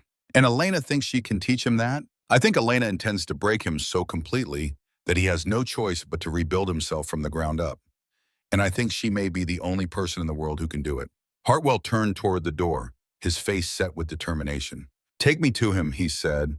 It is time for some truths to come to light. They found Garrett Stone at the edge of the creek bed, sitting with his back against a fallen log, staring at nothing. He did not react when they approached, did not acknowledge their presence, did not show any sign that he was aware of anything beyond the wilderness that surrounded him and the failure that consumed him. Hartwell studied him for a long moment, seeing not the broken man before him, but the eager young sergeant he had observed from a distance nearly 3 decades ago. Garrett Stone had been brilliant. Thomas had said so repeatedly, with a pride that an older brother recognized even through the dry language of official reports. The boy had potential that went beyond mere technical skill. He could have been great, but somewhere along the way, greatness had been exchanged for expertise. Potential had been traded for accomplishment, and the deeper lessons that Thomas had tried to teach had been discarded in favor of the practical techniques that could be documented and measured and turned into career advancement. Sergeant Major, Hartwell said quietly. Stone's eyes flickered toward him, showing the first sign of awareness since they had arrived. General Hartwell, sir. His voice was hoarse, barely above a whisper. I apologize for my appearance. I have been hunting, Hartwell finished for him. Yes, I know. Stone's expression shifted, confusion mixing with the exhaustion and despair. Sir, she is... I cannot find her. I have used everything I know, everything I have spent my life learning, and she is just gone, like she does not exist. Hartwell lowered himself to the ground beside Stone, sitting on the damp earth with a disregard for his dress uniform that surprised even Delgado. For a long moment, he said nothing, letting the forest fill the silence with its thousand subtle sounds. Then he reached into his pocket and withdrew a photograph. It was old, creased and faded with age, showing two young men in military uniforms standing at the edge of a forest. One of them was clearly recognizable as a much younger version of Hartwell himself. The other was a man Stone had seen in his dreams for nearly 3 decades. "Colonel Cross," Stone breathed. "My brother," Hartwell said simply. "The only person I have ever known who could truly become invisible." Stone took the photograph with trembling hands, staring at the face of his former mentor as if seeing a ghost. "Your brother. I never knew." "There was a lot you never knew, Garrett. A lot Thomas tried to tell you that you were not ready to hear." Stone was silent, his eyes still fixed on the photograph. When he finally spoke, his voice was barely audible. He used to talk about harmony, about becoming part of the environment instead of moving through it. I thought it was just philosophy, motivation speech. I focused on the techniques because that was what I could use. Hartwell nodded slowly. "And the techniques made you successful. You built a career on them. You wrote a book that changed how an entire generation of operators approaches tracking. But Thomas always said that you had only learned half of what he had to teach. The easy half, the half that could be written down and quantified. And the other half? The other half is what his daughter learned. The part that cannot be taught, only experienced. The part that turns a skilled tracker into something else entirely." Stone looked up sharply. "His daughter?" "Elena Cross is Thomas's child," Hartwell said, "and my niece. She was trained by her father from the age of 8, and she continued that training alone after he died. She is the living embodiment of everything Thomas believed was possible." Stone stared at him, understanding slowly dawning on his haggard face. "She is not hiding from me," he said slowly. "She is teaching me." Hartwell smiled, a sad expression that carried the weight of decades. "She is trying to, yes. The question is whether you are finally ready to learn." The forest settled around them, vast and patient and full of secrets. Somewhere in its depths, a woman who had learned to become invisible was waiting for an answer to a question that had been asked 30 years ago. And Garrett Stone, kneeling in the dirt beside the ghost of his past, finally began to understand what he had been missing all along. The Tactical Operations Center had never felt smaller than it did in the moments following General Hartwell's return from the forest. The banks of monitors still glowed with their steady light, displaying feeds from cameras and sensors scattered across 200 square kilometers of wilderness. The radio still crackled with occasional transmissions from the tracking teams, routine check-ins that seemed almost absurd given what had transpired over the past week. The coffee still percolated in the corner, filling the air with its bitter aroma, a small comfort in a world that had been turned upside down. Everything was exactly as it had been for the past 5 days, and yet everything had fundamentally changed. The exercise that had begun as a routine training evolution had become something else entirely, a confrontation with the impossible, a collision between the known and the unknown, a reckoning that had been building for 30 years, waiting for the moment when all the pieces would finally fall into place. Hartwell stood before the main display, his dress uniform streaked with mud from his time kneeling beside Stone in the forest, his 4 stars catching the light from the monitors and gleaming with an authority that seemed almost inappropriate for the circumstances. His face carried an expression that none of the assembled instructors had ever seen on a general officer. It was not anger or disappointment or even concern. It was something closer to resolution, the face of a man who had finally decided to stop carrying a burden that had been weighing on him for decades. The secret he had kept since 1995 was about to be revealed. The promise he had made to his dying brother was about to be fulfilled, and the man he had watched from a distance for nearly 30 years was about to learn the truth about his own incomplete education. Beside him, Sergeant Major Garrett Stone looked like a man who had returned from the dead. His eyes were hollow, sunk deep into sockets that seemed to have aged 10 years in the past 5 days. His face was gaunt beneath its coating of dirt and stubble, the strong jaw that had commanded respect for decades now trembling with exhaustion and something that might have been the first stirrings of humility. His body swayed slightly, the toll of 64 hours in the field without adequate rest or nutrition finally catching up with him. But there was something different in his posture now, something that had not been there when he walked into the forest 3 days ago. The rigid certainty that had defined him for 25 years was gone. shattered by an experience that no amount of training or expertise could have prepared him for. In its place was something softer, something more vulnerable, something that might have been called humility if that word did not seem so inadequate for the transformation that had occurred. He had walked into the forest as the master of the Crucible, the most respected tracking instructor in the Western world, the author of techniques that had become standard doctrine across NATO forces. He had walked out as something else entirely, a student, a seeker, a man who had finally glimpsed the limits of his own understanding. Master Sergeant Victor Delgado stood at the communications console, watching his old friend with a mixture of relief and apprehension. He had known Garrett Stone for 2 decades, had served beside him in conditions that would have broken lesser men, had watched him face down insurgents and drug lords and the worst that nature could throw at a human being. He had seen Stone calm under fire, steady under pressure, confident in situations that would have reduced most operators to panic. He had never seen him look like this, broken and rebuilt in the same moment, destroyed and reborn. The Garrett Stone who had emerged from the forest was not the same man who had entered it, and Delgado was not entirely sure whether that was cause for celebration or concern. "Clear the room," Hardwell said quietly. His voice carried the absolute authority of a man who was accustomed to being obeyed without question.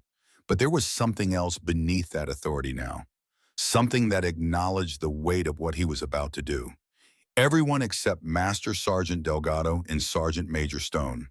What happens next is classified at a level that most of you do not have clearance for.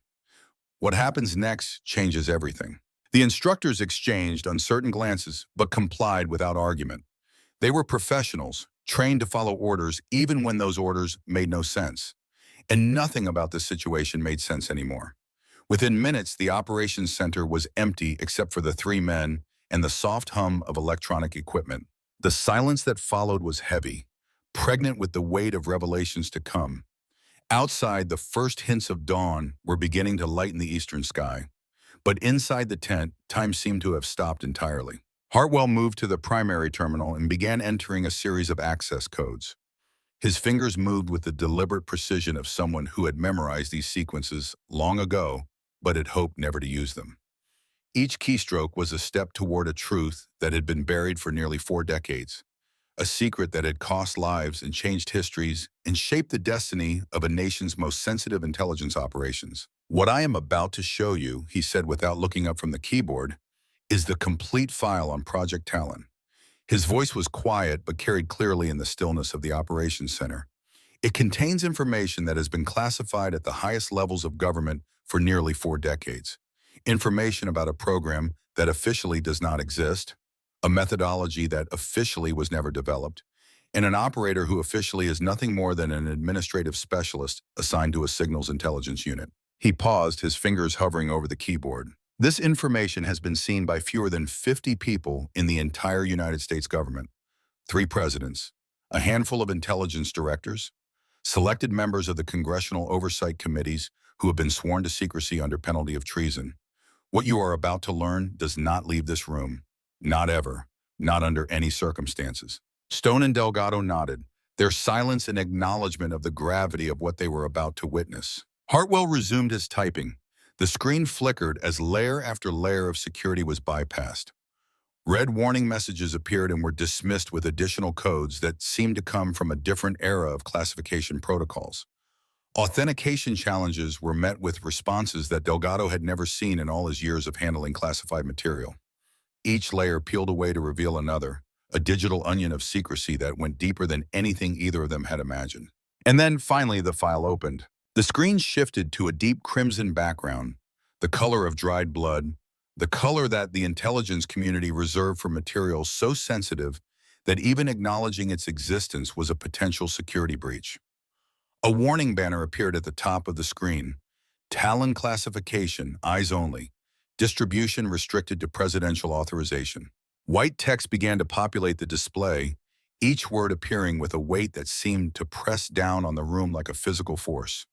The file was not just classified, it was the closest thing to forbidden knowledge that the United States government possessed. Subject: Cross, Elena. Marie, date of birth, March 15, 1983. Unit: Special Activities Division, Clandestine Operations Group Project Designation. Talon legacy designation. Operator call sign. Phantom current status. Gutted legend. Delgado felt his breath catch in his throat. He had suspected something like this, had pieced together fragments of the truth from his own research and the impossible events of the past week. But seeing it laid out in official documentation, confirmed by the highest classification markers the government possessed, was something else entirely. The file continued to scroll, revealing details that painted a picture of an operator unlike any Delgado had ever encountered. Training origin, primary instructor, Colonel Thomas Cross, KMIE-5. Secondary training, self-directed, 1995. To present formal induction, Project Talon Successor Program, 2007. Skill assessment, environmental assimilation, unparalleled counter-tracking, exceeds all known metrics, deep infiltration, zero detection rate in 15 years of operations, survival in non-permissive environments, indefinite duration capability. Stone read the words with the expression of a man watching his entire understanding of reality crumble to dust. Each line was a hammer blow, shattering assumptions he had held for decades. The woman he had dismissed as a librarian, the specialist he had publicly mocked before 24 elite operators, was not just skilled. She was the single most capable operator the United States had ever produced. The file continued, cataloging operations that read like entries from an impossible war. Notable operations. Operation Silent Wind, 2007. Single-handedly compromised al-Qaeda logistics network in northwestern Pakistan. Duration, 47 days behind enemy lines. Detection incidents, 0. Intelligence value, critical. Estimated lives saved, classified. Operation Ghostwalk, Arwick 2011. Deep penetration reconnaissance of Iranian nuclear facility. Duration, 31 days inside secured perimeter. Detection incidents, 0. Intelligence value, strategic. Operation Morning Frost, 2015. Extraction of high-value asset from North Korean detention facility. Duration, 19 days in country. Detection incidents, 0. Asset status, successfully recovered. Operation Shadow Harvest, 2019. Disruption of domestic terror network planning mass casualty event. Duration, classified. Detection incidents, 0. Estimated lives saved, 10,000 plus. The list went on, operation after operation, year after year, a catalog of impossible missions completed by a woman who did not officially exist. Each entry carried the same notation in the detection column, 0. Always 0. In nearly 2 decades of operating in the most hostile environments on Earth, Elena Cross had never once been detected by enemy forces. The decorations section was equally staggering. Decorations classified. Distinguished Service Cross, Silver Star with 3 oak leaf clusters. Intelligence Star, Presidential Medal of Freedom, classified ceremony. 4 additional awards redacted at presidential level. Delgado read the list twice, unable to reconcile what he was seeing with the unassuming woman who had stood in the back row of the assembly area 5 days ago. The Distinguished Service Cross was the second highest military decoration that could be awarded to a member of the United States Army. The Silver Star with 3 oak leaf clusters meant she had earned that honor 4 separate times. The Intelligence Star was reserved for acts of exceptional valor in the field of intelligence operations. And the Presidential Medal of Freedom, even in a classified ceremony, was the highest civilian honor the nation could bestow. This woman had saved more lives than most combat units. She had penetrated facilities that were considered impregnable. She had walked through enemy territory like a ghost, gathering intelligence that had shaped the course of history, and she had done it all without a single person ever knowing she was there. The final section of the file was the one that hit hardest. Final assessment. Subject represents the sole successful product of Talon methodology. Her abilities are considered absolute within the parameters of the program. Standard tracking protocols are ineffective. Advanced technological countermeasures are ineffective. Canine assets are ineffective. The subject has demonstrated the capability to remain undetected in any natural environment for indefinite periods. Operational directive. Do not attempt to track. Do not attempt to contain. In crisis situations, assume subject is the solution, not the problem. In the event of apparent hostile action by subject, reassess intelligence. Subject does not make errors of judgment. The room was silent except for the hum of the equipment and the distant sound of wind against the canvas walls. Delgado stood frozen at the communications console, his mind struggling to process the implications of what he had just read. In 30 years of intelligence work, He had handled some of the most sensitive material in the government's possession. He had seen operations that would never be acknowledged, assets that would never be named, victories and failures that would remain hidden from history. But this was different. This was something beyond his experience, beyond his training, beyond anything he had been prepared to encounter. The woman they had been trying to track for 5 days was not just an operator. She was the culmination of a program designed to create something that should not exist. A human being who had learned to step outside the bounds of normal perception, a ghost made flesh. Stone had not moved since the file began scrolling. His eyes remained fixed on the screen, but Delgado could see that he was no longer reading. He was processing, integrating, trying to reconcile the impossible truth on the screen with 25 years of assumptions about his own expertise. General Hartwell let the silence stretch for a long moment before speaking. His voice, when it came, was quiet, but carried clearly through the still air of the operations center. "Now you understand," he said. "Now you see what you have been trying to hunt for the past 5 days. Not a specialist, not an administrative clerk, not even an exceptionally skilled operator using advanced techniques. You have been trying to track the single most capable infiltration asset in the history of American intelligence, the living embodiment of a program that was designed to create operators who could become literally invisible in any natural environment." He paused, letting the words sink in. "The living legacy of my brother's life work, and the daughter who loved him enough to spend 24 years perfecting what he started." Stone's voice, when he finally spoke, was barely above a whisper. The confident baritone that had commanded respect across the special operations community was gone, replaced by something raw and uncertain. "Why?" he managed. "Why did she come here? Why submit to this exercise if she knew we could never find her? Why allow herself to be ridiculed and dismissed if she could have proven herself from the first moment?" Hartwell turned to face him, and for the first time since entering the operations center, his expression softened into something approaching compassion. The four-star general who had commanded armies and advised presidents was looking at Stone not as a subordinate or a subject, but as a man who had finally arrived at a threshold that had been waiting for him for 3 decades. "Because of you, Garrett. She came here because of you." The words hung in the air like smoke from a signal fire, heavy with meaning that Stone was only beginning to grasp. His mind raced back through the exercise, through his contemptuous dismissal of the small woman in the back row, through his boasts about the invincibility of his tracking methods, through his public mockery of someone who could have destroyed his reputation with a single demonstration of her abilities. She had let him humiliate himself. She had let him exhaust himself in a futile pursuit. She had let him confront the limits of his expertise in the most devastating way possible. And she had done it because she was trying to teach him something. Hartwell continued, his voice taking on the cadence of a man finally unburdening himself of a secret he had carried for too long. The weight of 30 years was lifting from his shoulders, word by word, truth by truth. "My brother Thomas believed in you. He saw something in you that he had never seen in any other student, a potential for understanding that went beyond mere technical skill. He used to tell me about you during those rare occasions when we could speak freely. He said you were the best natural tracker he had ever trained, but that you were also the most frustrating, because you had the capability to truly understand, but you were not ready. You were too focused on mastery, too driven by the need to be the best, too afraid of vulnerability to embrace the deeper lessons." Stone closed his eyes, memories flooding back unbidden. Conversations with Colonel Cross that he had dismissed as philosophical rambling. Lessons about harmony and belonging that he had filed away as motivation speech, irrelevant to the practical work of tracking. Opportunities to learn something profound that he had squandered because he was in too much of a hurry to become a legend. "He tried to teach me," Stone said, his voice cracking. "I did not listen." Hartwell nodded slowly. "No, you did not." And Thomas accepted that. He believed that some lessons could not be taught until the student was ready to receive them. He always said that one day when you had built your career and established your reputation and achieved everything you thought you wanted, you would be ready to learn what he truly had to offer.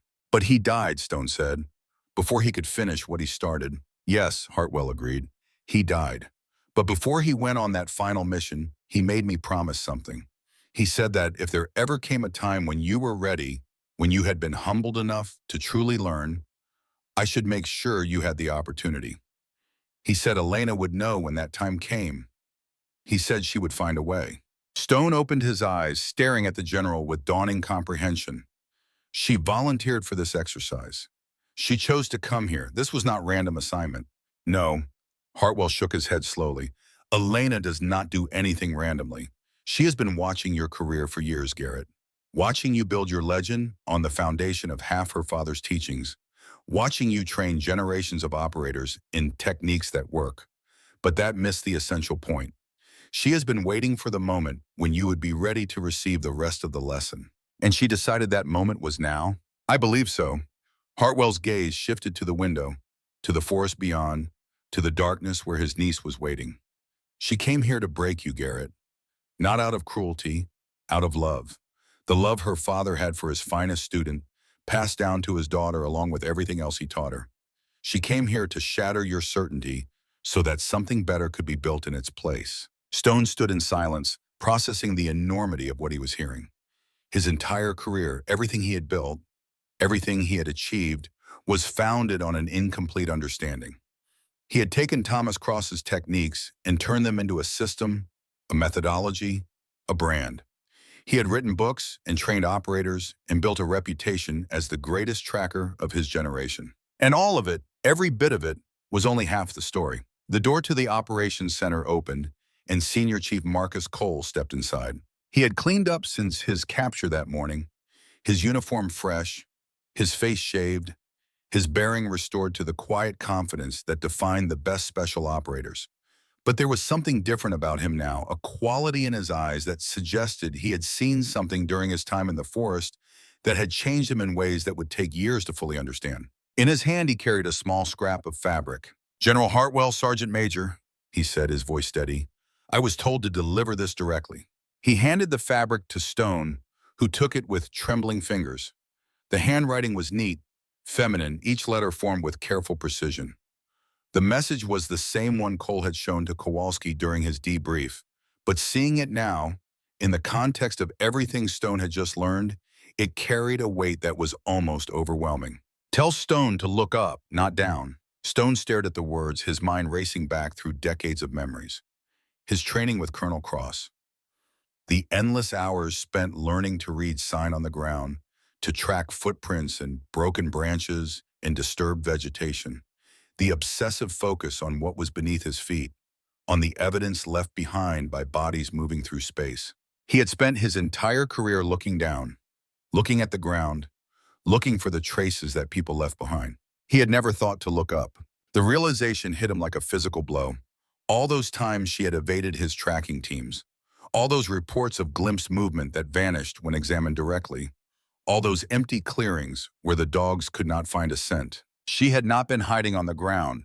She had been above them, in the trees, moving through the canopy like something that had evolved for that environment, leaving no trace on the forest floor because she never touched the forest floor. He had been searching the manuscript while she was writing in a language he had never learned to read. Stone walked to the door of the operations center, his movements slow, almost dreamlike.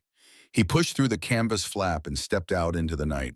The rain had started again, a gentle drizzle that misted the air and softened the edges of the world. The forest stretched out before him, vast and dark and full of secrets. Somewhere in that darkness, Elena Cross was watching. He could feel her presence now, a subtle awareness that had nothing to do with tracking skills and everything to do with the connection between teacher and student, between father and daughter, between the past and the future. For the first time in 25 years, Garrett Stone looked up. The canopy of the forest towered above him, a maze of branches and shadows that he had never truly seen before. He had walked beneath these trees thousands of times, had tracked men through this wilderness for a quarter century, and he had never once considered the world that existed above the ground. The rain fell on his upturned face, mixing with tears that he was not even aware he was shedding. 25 years of certainty washed away in a single moment of understanding. 25 years of building a legend on an incomplete foundation, exposed by a woman who had learned the complete truth from the man who had tried to teach him. Thomas Cross had seen this moment coming, had known that someday his finest student would be ready to learn, had trusted his daughter to recognize that moment and to deliver the lesson that he himself could not. And Elena had done exactly what her father asked. She had broken Garrett Stone, Not with violence or confrontation, but with something far more powerful. She had shown him his own blindness. Stone sank to his knees in the mud, his face still turned toward the sky, his body shaking with sobs that had been trapped inside him for decades. He wept for Thomas Cross, the mentor he had failed. He wept for the years he had wasted, building a career on half a truth. He wept for the operators he had trained, passing on his incomplete understanding to generation after generation. And somewhere in his grief, he found something unexpected. Freedom, the burden of being the best, of maintaining the legend, of defending his reputation against all challenges, lifted from his shoulders like a physical weight. For the first time in 25 years, Garrett Stone was not the master of the Crucible. He was not the author of the hunter's art. He was not the most decorated tracking instructor in the history of special operations. He was just a man, kneeling in the rain, finally ready to learn. The night passed slowly, measured in the rhythm of rainfall and the gradual lightening of the eastern sky. Stone remained outside for hours, letting the rain wash away the grime of the forest and the certainty of his former life.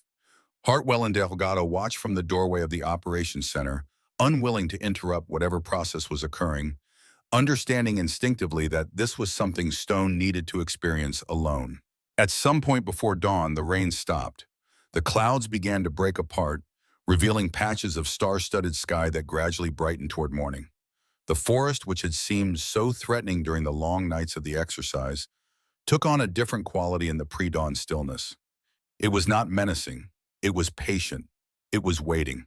At 0300 hours, one of the perimeter guards reported an anomaly. He had been walking his assigned route along the eastern boundary of the compound when he noticed something at the base of a fence post. A single leaf, maple by the look of it, positioned with obvious deliberateness on a flat stone. In the center of the leaf, 3 tiny holes had been pricked with what appeared to be a pine needle. The guard recognized the pattern immediately. EOM, end of mission, the standard signal used by operators to indicate that an objective had been completed. But there was something else beside the leaf, something that made the guard abandon his route and run for the operations center. It was a notebook, small, leather-bound, obviously old. The cover was worn smooth by decades of handling, the pages yellowed with age. It looked like something that might have been found in an antique shop, a relic from a time before digital devices and cloud storage made physical documentation obsolete. The guard delivered the notebook to Master Sergeant Delgado, who opened it with hands that were not entirely steady. The first page bore a handwritten inscription in faded ink. Field notes on environmental harmony, property of Colonel Thomas Cross, not for distribution. Delgado's breath caught as he recognized the significance of what he was holding. This was not just any notebook. This was the original source material for everything Thomas Cross had developed, the philosophical foundations of Project Talon, the principles that had guided his training methodology, the deeper truths that he had tried to pass on to his students and that most of them had never understood. He turned to the last page where a newer inscription had been added in a different hand. The writing was neat, feminine, obviously recent. Sergeant Major Stone, my father kept this notebook for 30 years. He filled it with everything he learned about becoming invisible, about belonging to the wilderness instead of fighting against it. He tried to share these lessons with you, but you were not ready to receive them. He never blamed you for that. He understood that some truths can only be grasped through failure. You are ready now? I have watched you search for me across this forest, watched you exhaust yourself in pursuit of something you could not find. I have seen the legend of Garrett Stone collapse under the weight of a reality it was never built to handle. This is not a defeat. This is an invitation. Read my father's words. Understand what he was trying to teach you. And when you are ready, when you have rebuilt yourself on a complete foundation instead of a partial one, return to this forest and listen. Not with your eyes, not with your instruments, with the part of you that has been sleeping for 25 years. The forest will be waiting, I will be waiting, and this time you will be ready to learn. My father believed in you, Sergeant Major. He said you had the potential to truly understand. I have come to share that belief. Do not waste this second chance. Elena Marie Cross, daughter of the ghost. Delgado stood motionless for a long moment, staring at the words, understanding for the first time the full scope of what had happened over the past week. This had never been about the exercise. It had never been about proving anything or embarrassing anyone. It had been about completing a lesson that began 30 years ago, about honoring a dead man's faith in his finest student, about giving Garrett Stone the opportunity to become something more than a legend. He walked outside where Stone was still kneeling in the mud, his face turned toward the lightening sky. Without a word, he handed the notebook to his friend. Stone took it with trembling hands. He did not open it. He did not need to. He understood what it represented, what it contained, what it meant that Elena had chosen to leave it for him. For several minutes, the two men sat in silence, watching the sun rise over the forest that had changed everything. The first rays of light touched the treetops, turning the wet leaves to gold, illuminating a world that Stone was only now beginning to see. "She was up there the whole time," Stone said finally, his voice hoarse but steady. "In the trees, that is why the dogs could not track her. That is why the thermal imaging kept missing her. She was not hiding from us. She was above us." Delgado nodded. The perfect hiding place. Right in front of us, but in a direction we never thought to look. "Thomas tried to tell me," Stone continued, his eyes still fixed on the canopy. "He used to say that most trackers made the same mistake. They assumed their quarry was bound by the same limitations they were. They searched on the ground because that was where they moved. They never considered that someone might have learned to move differently.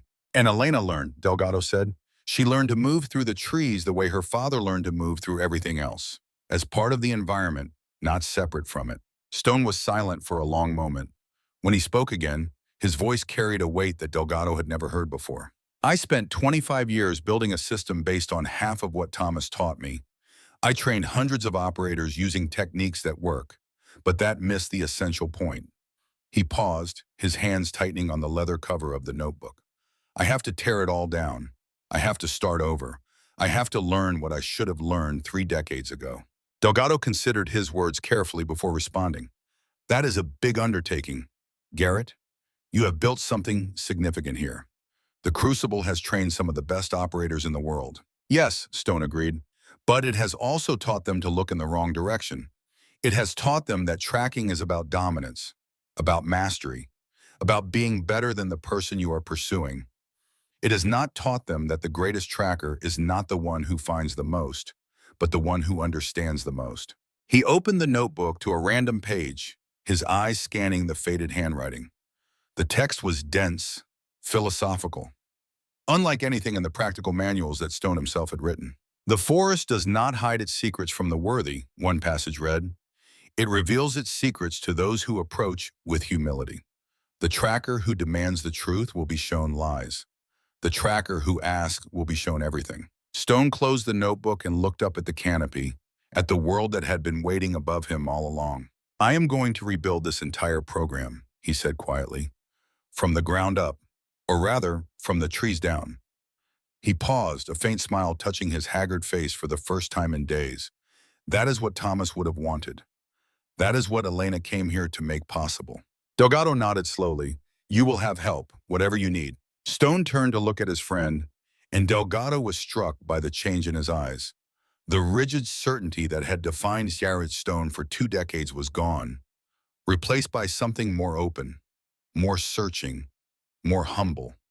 It was the expression of a student, not a master. The expression of a man who had finally accepted that he did not know everything. "Thank you, Vic," Stone said simply, "for sticking with me through this." "That is what friends do," Delgado replied, "even when their friends are being idiots." "Especially then," Stone agreed. And then for the first time in longer than either of them could remember, he laughed. The sound echoed across the compound, mixing with the morning bird song, rising up toward the canopy, where a woman who had learned to become invisible was watching. Elena Cross heard her father's student laugh, and she knew that her mission was truly complete. She had watched from the branches of an ancient pine tree, 100 meters from the operations center, close enough to observe but far enough to remain undetected even now, even after they knew what she was capable of. She had seen Stone walk into the forest, and she had seen him emerge transformed. She had seen him receive her father's notebook, and she had seen him look up at the canopy for the first time in his life. And she had seen him kneel in the mud and weep for what he had lost and what he had finally found. Her father had believed in this man, had seen something in him that went beyond mere talent, beyond technical skill, beyond the hunger for excellence that drove so many operators. Thomas Cross had recognized in the young Garrett Stone a kindred spirit, someone who had the potential to truly understand what it meant to become invisible. But potential was not enough. Understanding could not be forced.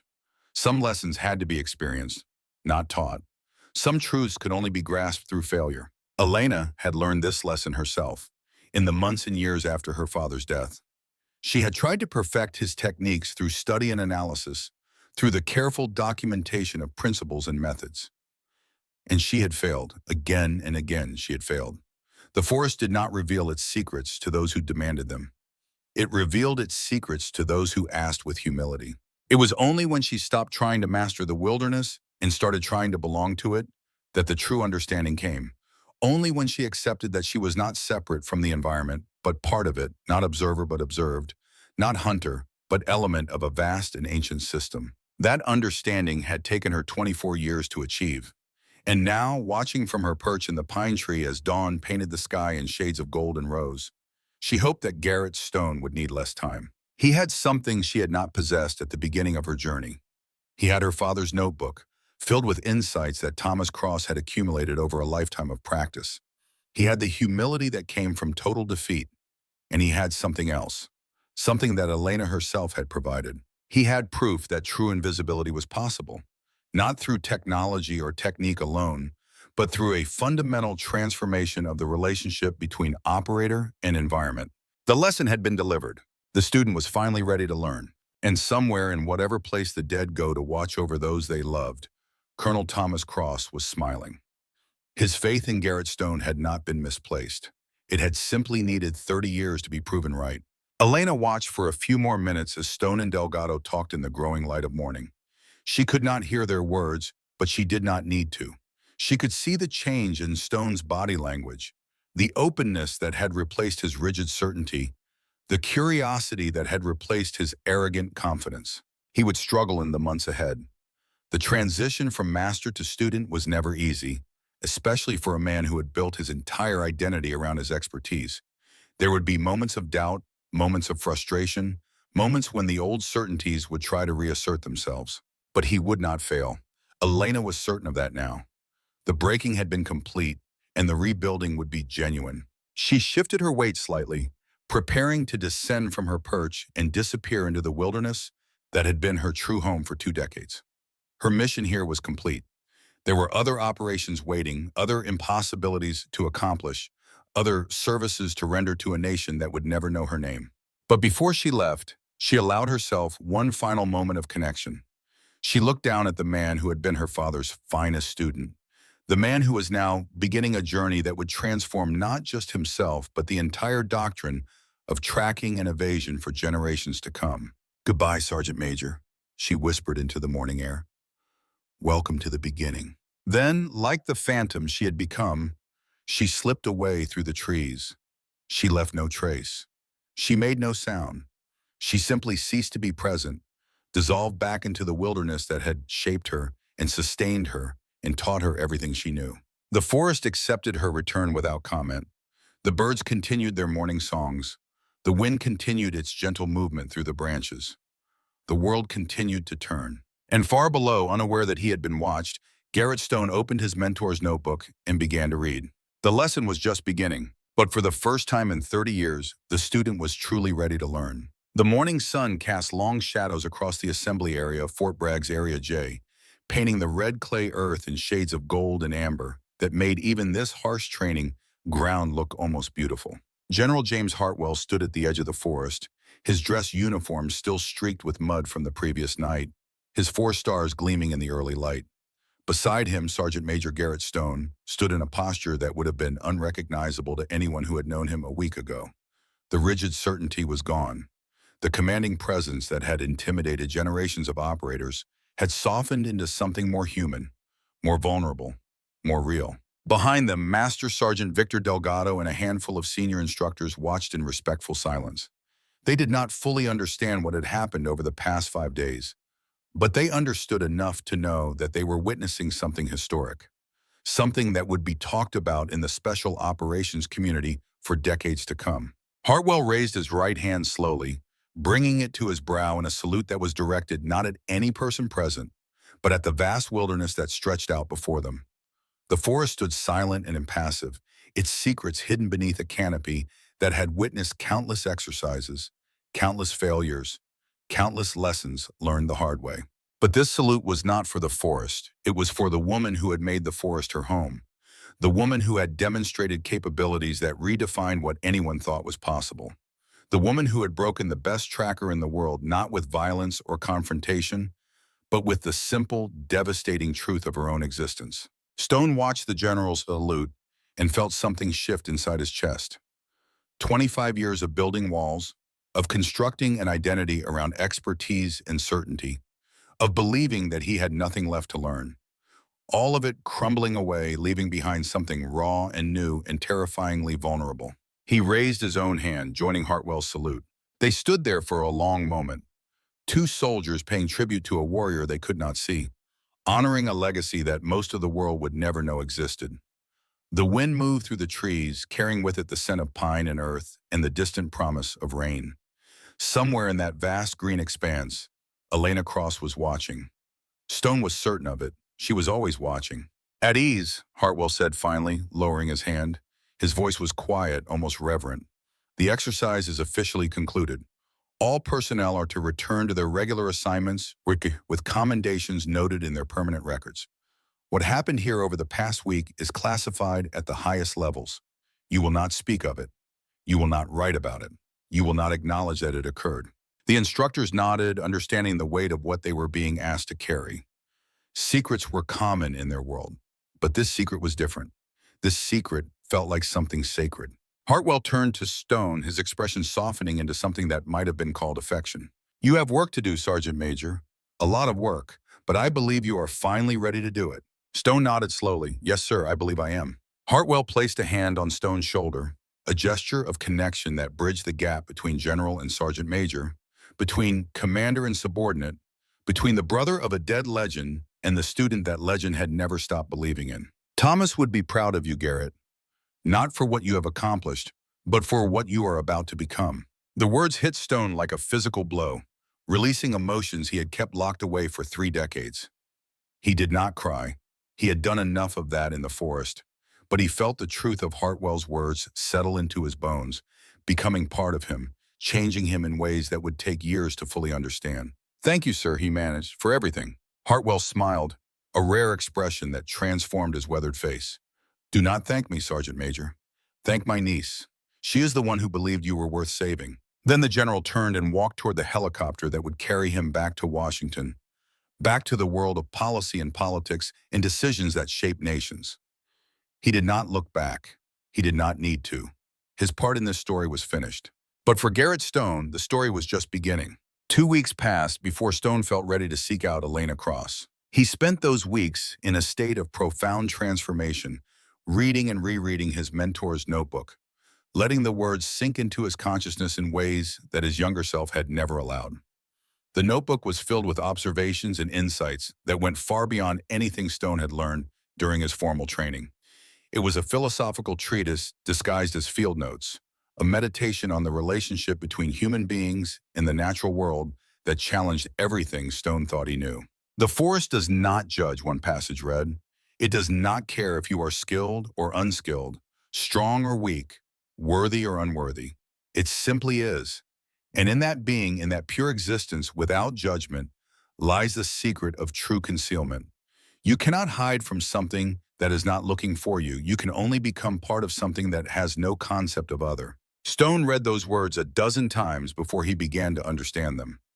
The tracking techniques he had spent his career developing were all predicated on a fundamental assumption that the tracker and the tracked were separate entities, engaged in a contest of skill and will. The tracker's job was to find the signs that the tracked left behind, to read the story written in disturbed vegetation and compressed soil and broken branches. But what if there was no story? What if the tracked had learned to move in such harmony with the environment that their passage created no disturbance at all? What if they had become so completely part of the forest that the very concept of tracking became meaningless? That was what Thomas Cross had tried to teach him 30 years ago. That was what Elena Cross had demonstrated over 5 devastating days. And that was what Stone now had to learn if he was going to rebuild his program on a foundation of complete understanding rather than partial technique. He found Elena in the base library on a Tuesday afternoon, sitting at a small table near the window, reading a book about forest ecology. She wore a simple physical training uniform that made her look even more unassuming than she had during the exercise. Her brown hair was pulled back in a casual ponytail. Her gray eyes were focused on the pages before her with the same absolute concentration she had shown when checking her pack straps on the first day of the exercise. She looked up as Stone approached, and for a long moment they simply regarded each other. The master who had been humbled and the woman who had humbled him. The student who was finally ready and the teacher who had been waiting. "Specialist Cross," Stone said quietly. "Sergeant Major Stone," she replied. Her voice was soft, clear, utterly calm. "Please, sit down." He pulled out a chair and lowered himself into it, feeling suddenly awkward in a way he had not experienced since his earliest days as a young enlisted soldier. This woman was half his age, a third his size, and yet she intimidated him in ways that no enemy combatant ever had. "I have read your father's notebook," he said. "Every word, multiple times." Elena nodded, unsurprised. "And what have you learned?" Stone considered the question carefully. In his old life, he would have answered with confidence, would have summarized the key points, and demonstrated his mastery of the material. But that approach felt wrong now. It felt like the kind of performance that had defined his career, the kind of certainty that had blinded him to deeper truths. "I have learned that I know nothing," he said finally. "I have learned that everything I built was constructed on an incomplete foundation. I have learned that the difference between a good tracker and a great one is not skill or experience, but understanding. And I have learned that understanding cannot be taught. It can only be earned." Elena's expression softened slightly, the first hint of approval Stone had seen from her. "My father used to say something similar. He said that most people learn with their heads, but true knowledge enters through the heart. He said that you cannot think your way to understanding the forest. You have to feel your way there." Stone nodded slowly. "He said that to me once, 30 years ago. I thought he was being poetic. I thought it was motivation speech, the kind of philosophical dressing that instructors use to make their lessons seem more profound than they are." Elena smiled, a small expression that transformed her unremarkable face into something almost beautiful. "You were not ready then. Most people never become ready. They learn the techniques and they apply the techniques and they achieve results that are good enough for their purposes. They never realize that there is something more." "But I was supposed to realize it," Stone said. "Thomas believed I could. He believed I had the potential to truly understand." "Yes," Elena agreed. "He believed that about you until the day he died. And after he died, he passed that belief on to me." She paused, her gray eyes meeting his with an intensity that made Stone want to look away. "I have been watching you for a longer time, Sergeant Major. Watching you build your career on half of my father's teachings. Watching you train generation after generation of operators in techniques that work, but that miss the essential point." Stone felt the weight of those words settle onto his shoulders. 25 years of effort, of achievement, of building a legacy that he had believed was honoring his mentor's memory. And all of it had been incomplete. All of it had been missing the most important element. "Why now?" he asked. "Why did you choose this moment to come here?" Elena was silent for a long moment, her gaze drifting toward the window, toward the forest that was visible beyond the glass. When she spoke, her voice carried a quality of memory, of connection to something distant and precious. "Because you were finally ready," she said simply. "I could see it in the way you moved, the way you spoke, the way you carried yourself. The certainty that had protected you for so long was starting to crack. The questions you had buried were starting to surface. You were approaching a crossroads, and I knew that if I did not intervene, you would choose the wrong path. You would double down on what you knew instead of opening yourself to what you did not know." Stone considered this. She had been watching him. For how long? Years, perhaps. Waiting for the moment when he would be vulnerable enough to learn, humble enough to accept that his understanding was incomplete. It was a gift, he realized. A painful gift, wrapped in humiliation and failure. But a gift nonetheless. She had broken him so that he could be rebuilt. She had destroyed his certainty so that genuine understanding could take its place. "Your father once told me something," Stone said slowly, the memory surfacing from depths he had not visited in decades.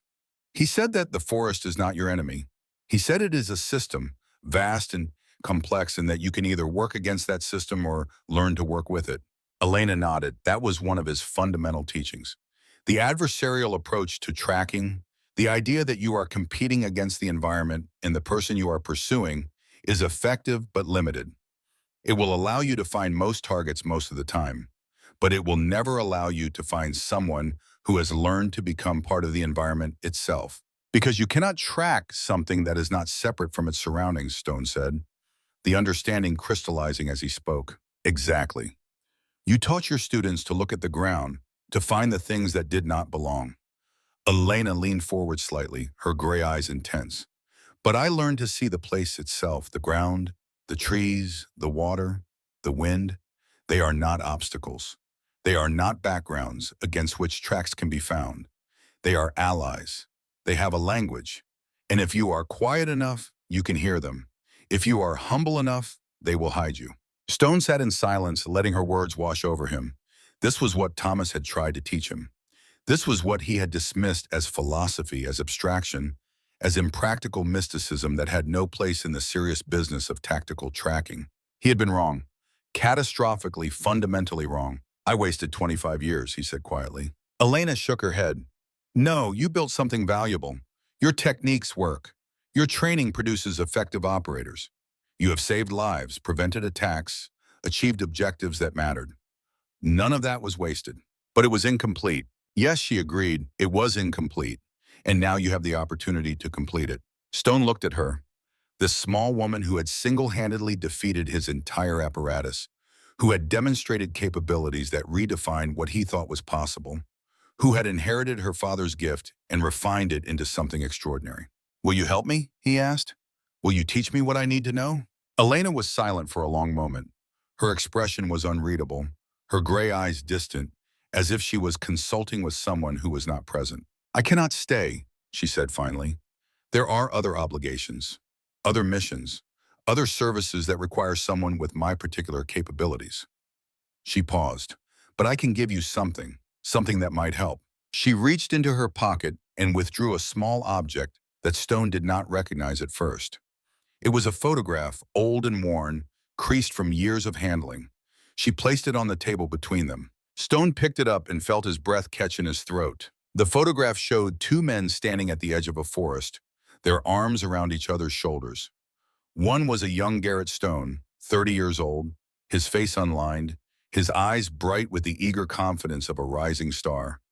The other was Colonel Thomas Cross, weathered and calm, looking at the camera with an expression of quiet pride. Stone remembered the day the photograph was taken, the final day of his first advanced tracking course, the day he had believed that he had learned everything his instructor had to teach. Turn it over, Elena said quietly. Stone flipped the photograph with trembling fingers. On the back, in Thomas Cross's distinctive handwriting, was a message he had never seen before. Garrett, you will become a legend, but remember, true legends do not need anyone to know them. They are proven not in the boast, but in the deed. I believe in you. One day you will be ready. T.C. Stone stared at the words, feeling tears prick at the corners of his eyes. Thomas had written this 30 years ago, had believed in him even then, had known that the day would come when Stone would finally be ready to receive the complete teaching. And he had given this photograph to his daughter, trusting her to deliver it at the right moment. My father kept that in his wallet until the day he died, Elena said. After his funeral, my mother found it among his personal effects and gave it to me. She thought I would want something to remember him by. Stone looked up at her, seeing her now not as an adversary or a mystery, but as a daughter carrying forward her father's legacy. A woman who had spent 24 years refining a gift that most people would never understand.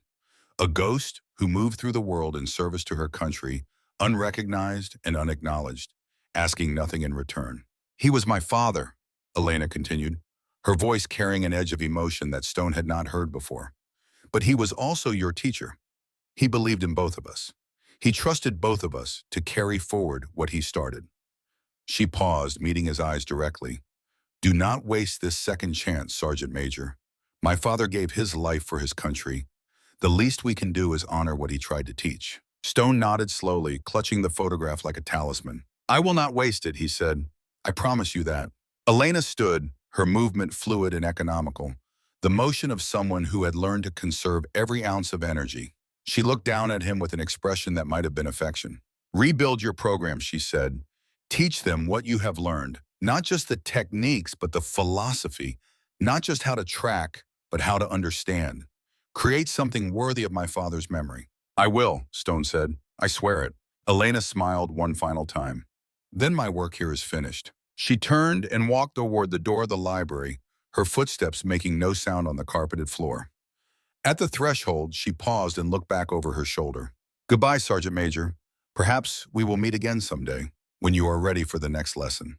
Then she was gone, dissolving into the ordinary flow of base personnel as completely as she had dissolved into the forest. Stone watched the doorway for a long moment, half expecting her to reappear, half knowing that she never would. He looked down at the photograph in his hands, at the young man he had been, and the mentor who had believed in him. Thomas Cross smiled back at him from across 30 years of time, patient and confident, still waiting for his finest student to understand. I hear you now, Stone whispered to the photograph. I finally hear you. The rebuilding began immediately. Stone threw himself into the work with a passion he had not felt in decades. He locked himself in his office for days at a time, emerging only to eat and sleep, consumed by the task of reconstructing everything he thought he knew about tracking and evasion. The old curriculum was discarded. The techniques remained. They were still valid, still effective, still important. But they were no longer the foundation. They were tools, instruments, to be used in service of a deeper understanding that Stone was only beginning to grasp. In their place, he built something new, a program that began not with tracking skills, but with awareness.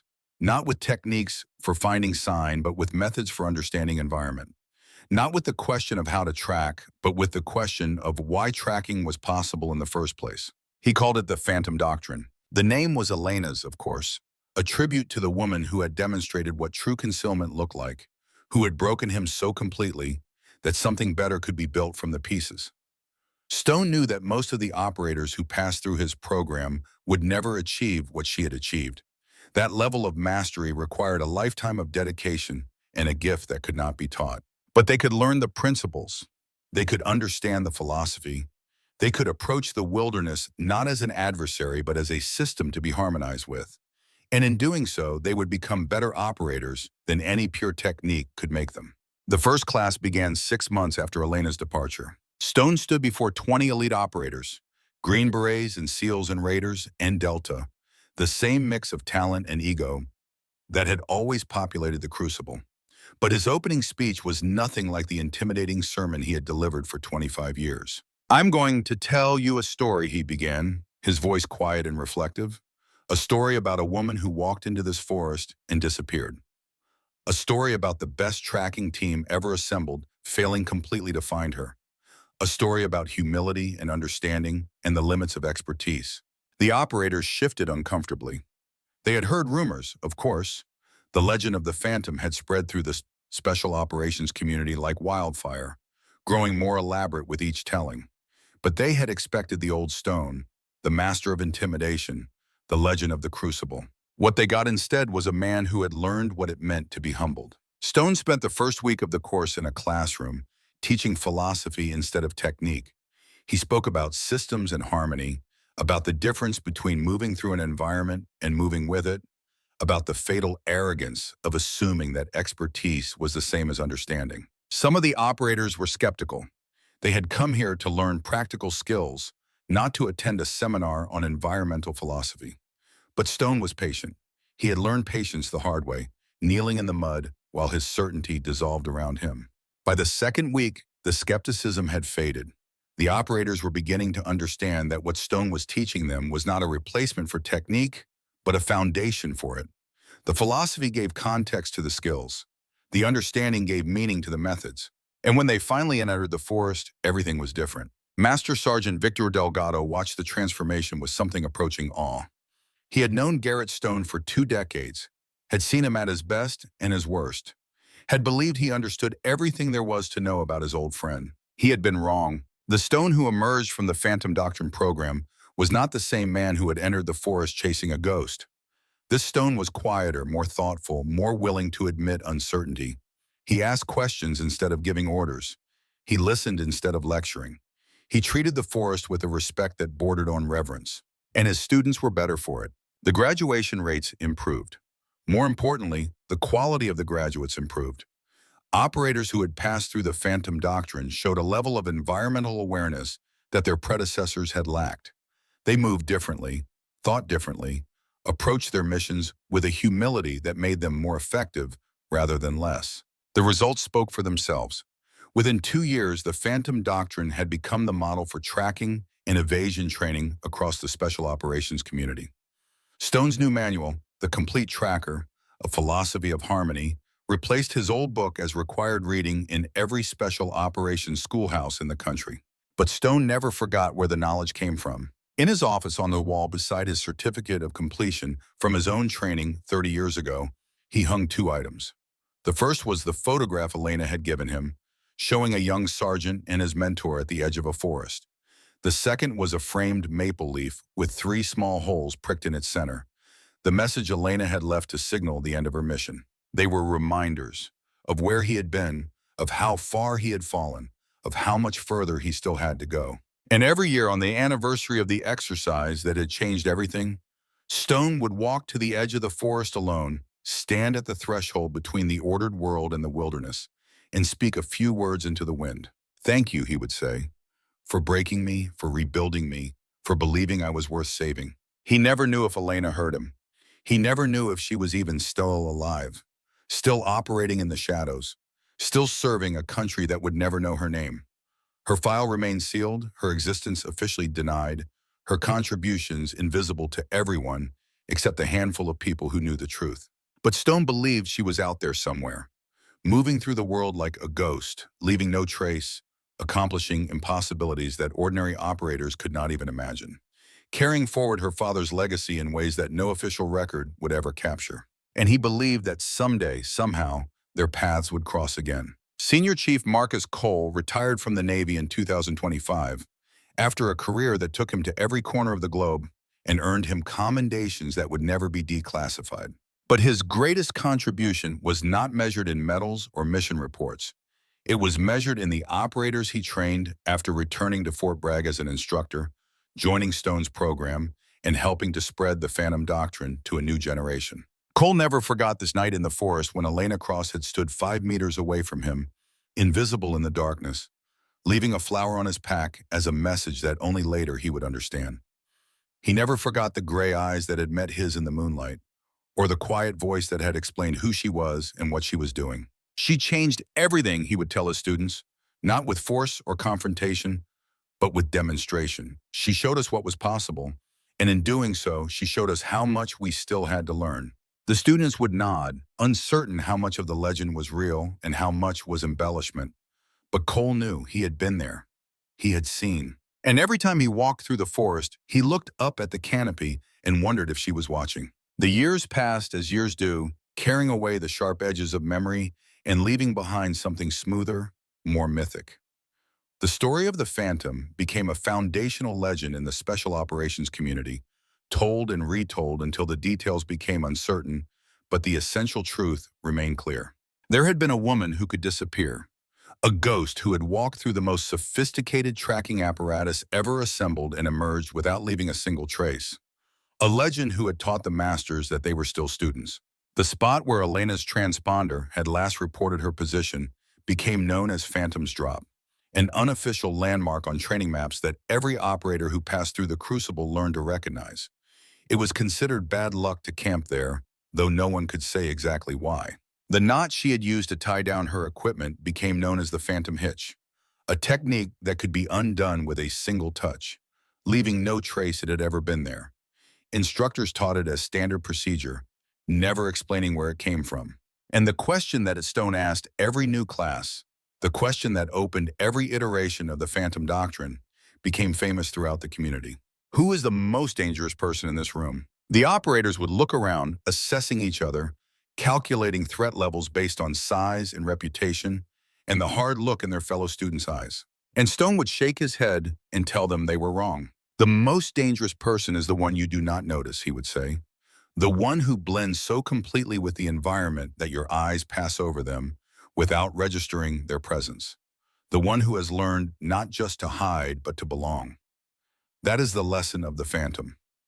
That is what we are here to learn. The decades accumulated like leaves falling from autumn trees. Garrett Stone retired in 2035, after 40 years of service that had transformed him from an arrogant young sergeant to a humble master, from a builder of legends to a seeker of truth.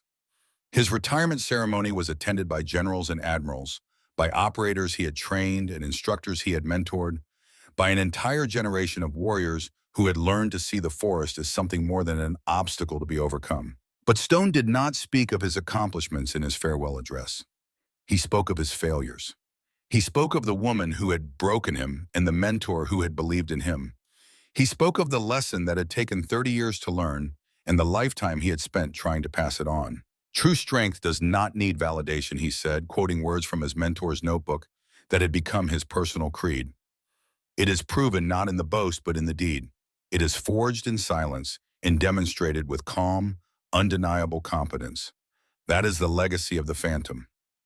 That is what I hope to leave behind. The audience applauded, not knowing that his words were a tribute to a woman most of them had never met, a ghost who had vanished into the wilderness 20 years ago and had never been seen again. But Stone knew, and that was enough. On the morning of his 79th birthday, Garrett Stone returned to Fort Bragg one last time. He was old now, his body bent by age and injury, his face weathered by decades of sun and wind and the slow erosion of time.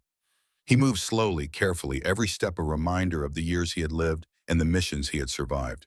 But his eyes were still sharp, his mind was still clear, and his heart still carried the lessons he had learned in a forest 40 years ago. He walked to the observation deck of the headquarters building, the same deck where General Hartwell had stood watching Elena cross through binoculars on the first day of an exercise that would change everything.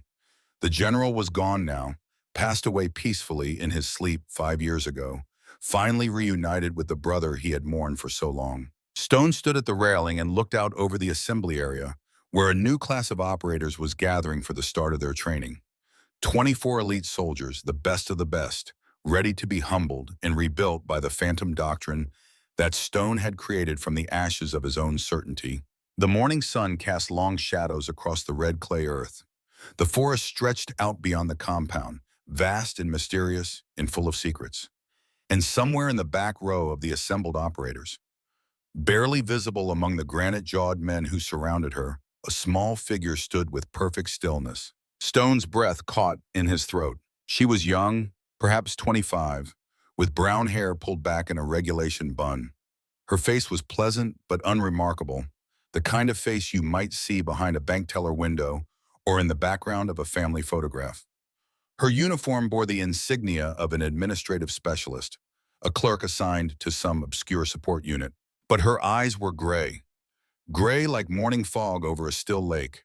Gray like the eyes of a woman Stone had met in a library 40 years ago, a woman who had given him a photograph and a second chance, and a legacy that had transformed his life. Stone gripped the railing with trembling hands, watching as the young woman checked her pack straps with movements that were economical and precise. She did not look up at the observation deck. She did not acknowledge his presence. She simply stood there, perfectly still, waiting for the exercise to begin. The Crucible instructor, a man Stone had trained 20 years ago, began his opening speech. The words were different from the ones Stone had used in his own time, but the spirit was the same. The challenge, the humiliation, the dismissal of anyone who appeared weak or unprepared. The young woman did not react. Her gray eyes remained calm, focused on something that only she could see. Stone reached for his phone and dialed a number he had memorized decades ago. It rang twice before being answered by a voice he knew well. Sergeant Major Marcus Cole, now the senior instructor at the Crucible, the man who had taken over when Stone retired. "Marcus," Stone said quietly, "there is someone in your new class you need to watch." There was a pause on the other end of the line. "Sir?" "Back row, small woman, gray eyes, looks like a librarian." Cole was silent for a long moment.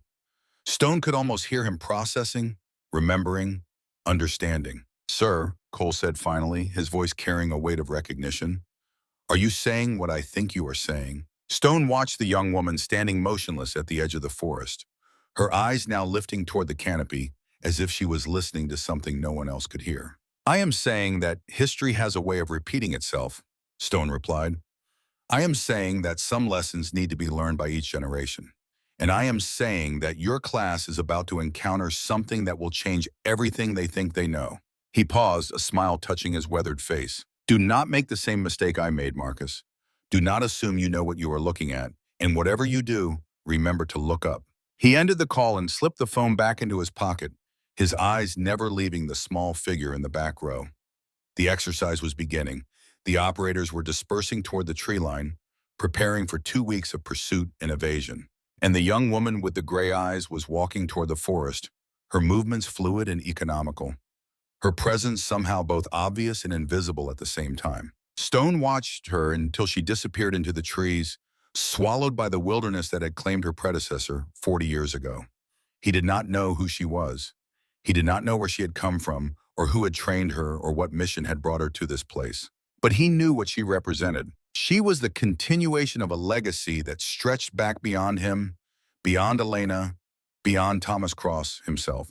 She was the proof that some truths endure, that some teachings survive the death of their teachers, that some ghosts never truly disappear. And she was the answer to a question that Stone had been asking himself for 4 decades. Had he done enough? Had he honored his mentor's memory? Had he passed on the complete teaching to the next generation? Looking at the young woman vanishing into the forest, moving with the same impossible grace that Elena had demonstrated so long ago, Stone knew the answer. Yes, he had done enough. The legacy would continue. Stone stood on the observation deck for a long time after the assembly area had emptied, watching the forest that had changed his life. The wind moved through the trees, carrying with it the scent of pine and earth and possibility. Somewhere in that wilderness, a new phantom was beginning her journey. And somewhere else, in whatever place the spirits of old soldiers go to watch over those who carry on their work, Thomas Cross and Elena Cross and James Hartwell were watching too, proud of what had been built, confident in what was to come, at peace with the knowledge that their legacy would endure. The forest stood silent and patient, keeper of secrets, guardian of ghosts. It had witnessed everything and forgotten nothing, and it would be there waiting when the next generation was ready to learn. Stone smiled one last time and turned away from the railing. His work was finished, his story was complete. But the story of the phantom would continue. It always would. Some legends never die. They simply find new vessels, new bearers of the torch, new ghosts to walk in the footsteps of those who came before. And in the forests of Fort Bragg, in the Crucible where the best of the best discovered how much they still had to learn, the phantom doctrine lived on. Not as a technique or a methodology, but as a truth that each generation had to discover for itself. True mastery needs no announcement. True strength requires no validation. True invisibility comes not from hiding, but from belonging. That was the legacy of the ghosts. That was the lesson of the phantom. And that was the gift that Garrett Stone, with his last breath, passed on to a world that would never know how much it owed to a woman named Elena Cross and the father who had taught her to disappear. The wind whispered through the trees. The sun climbed higher in the sky, and somewhere in the wilderness, a new legend was being born. The story continues. It always will.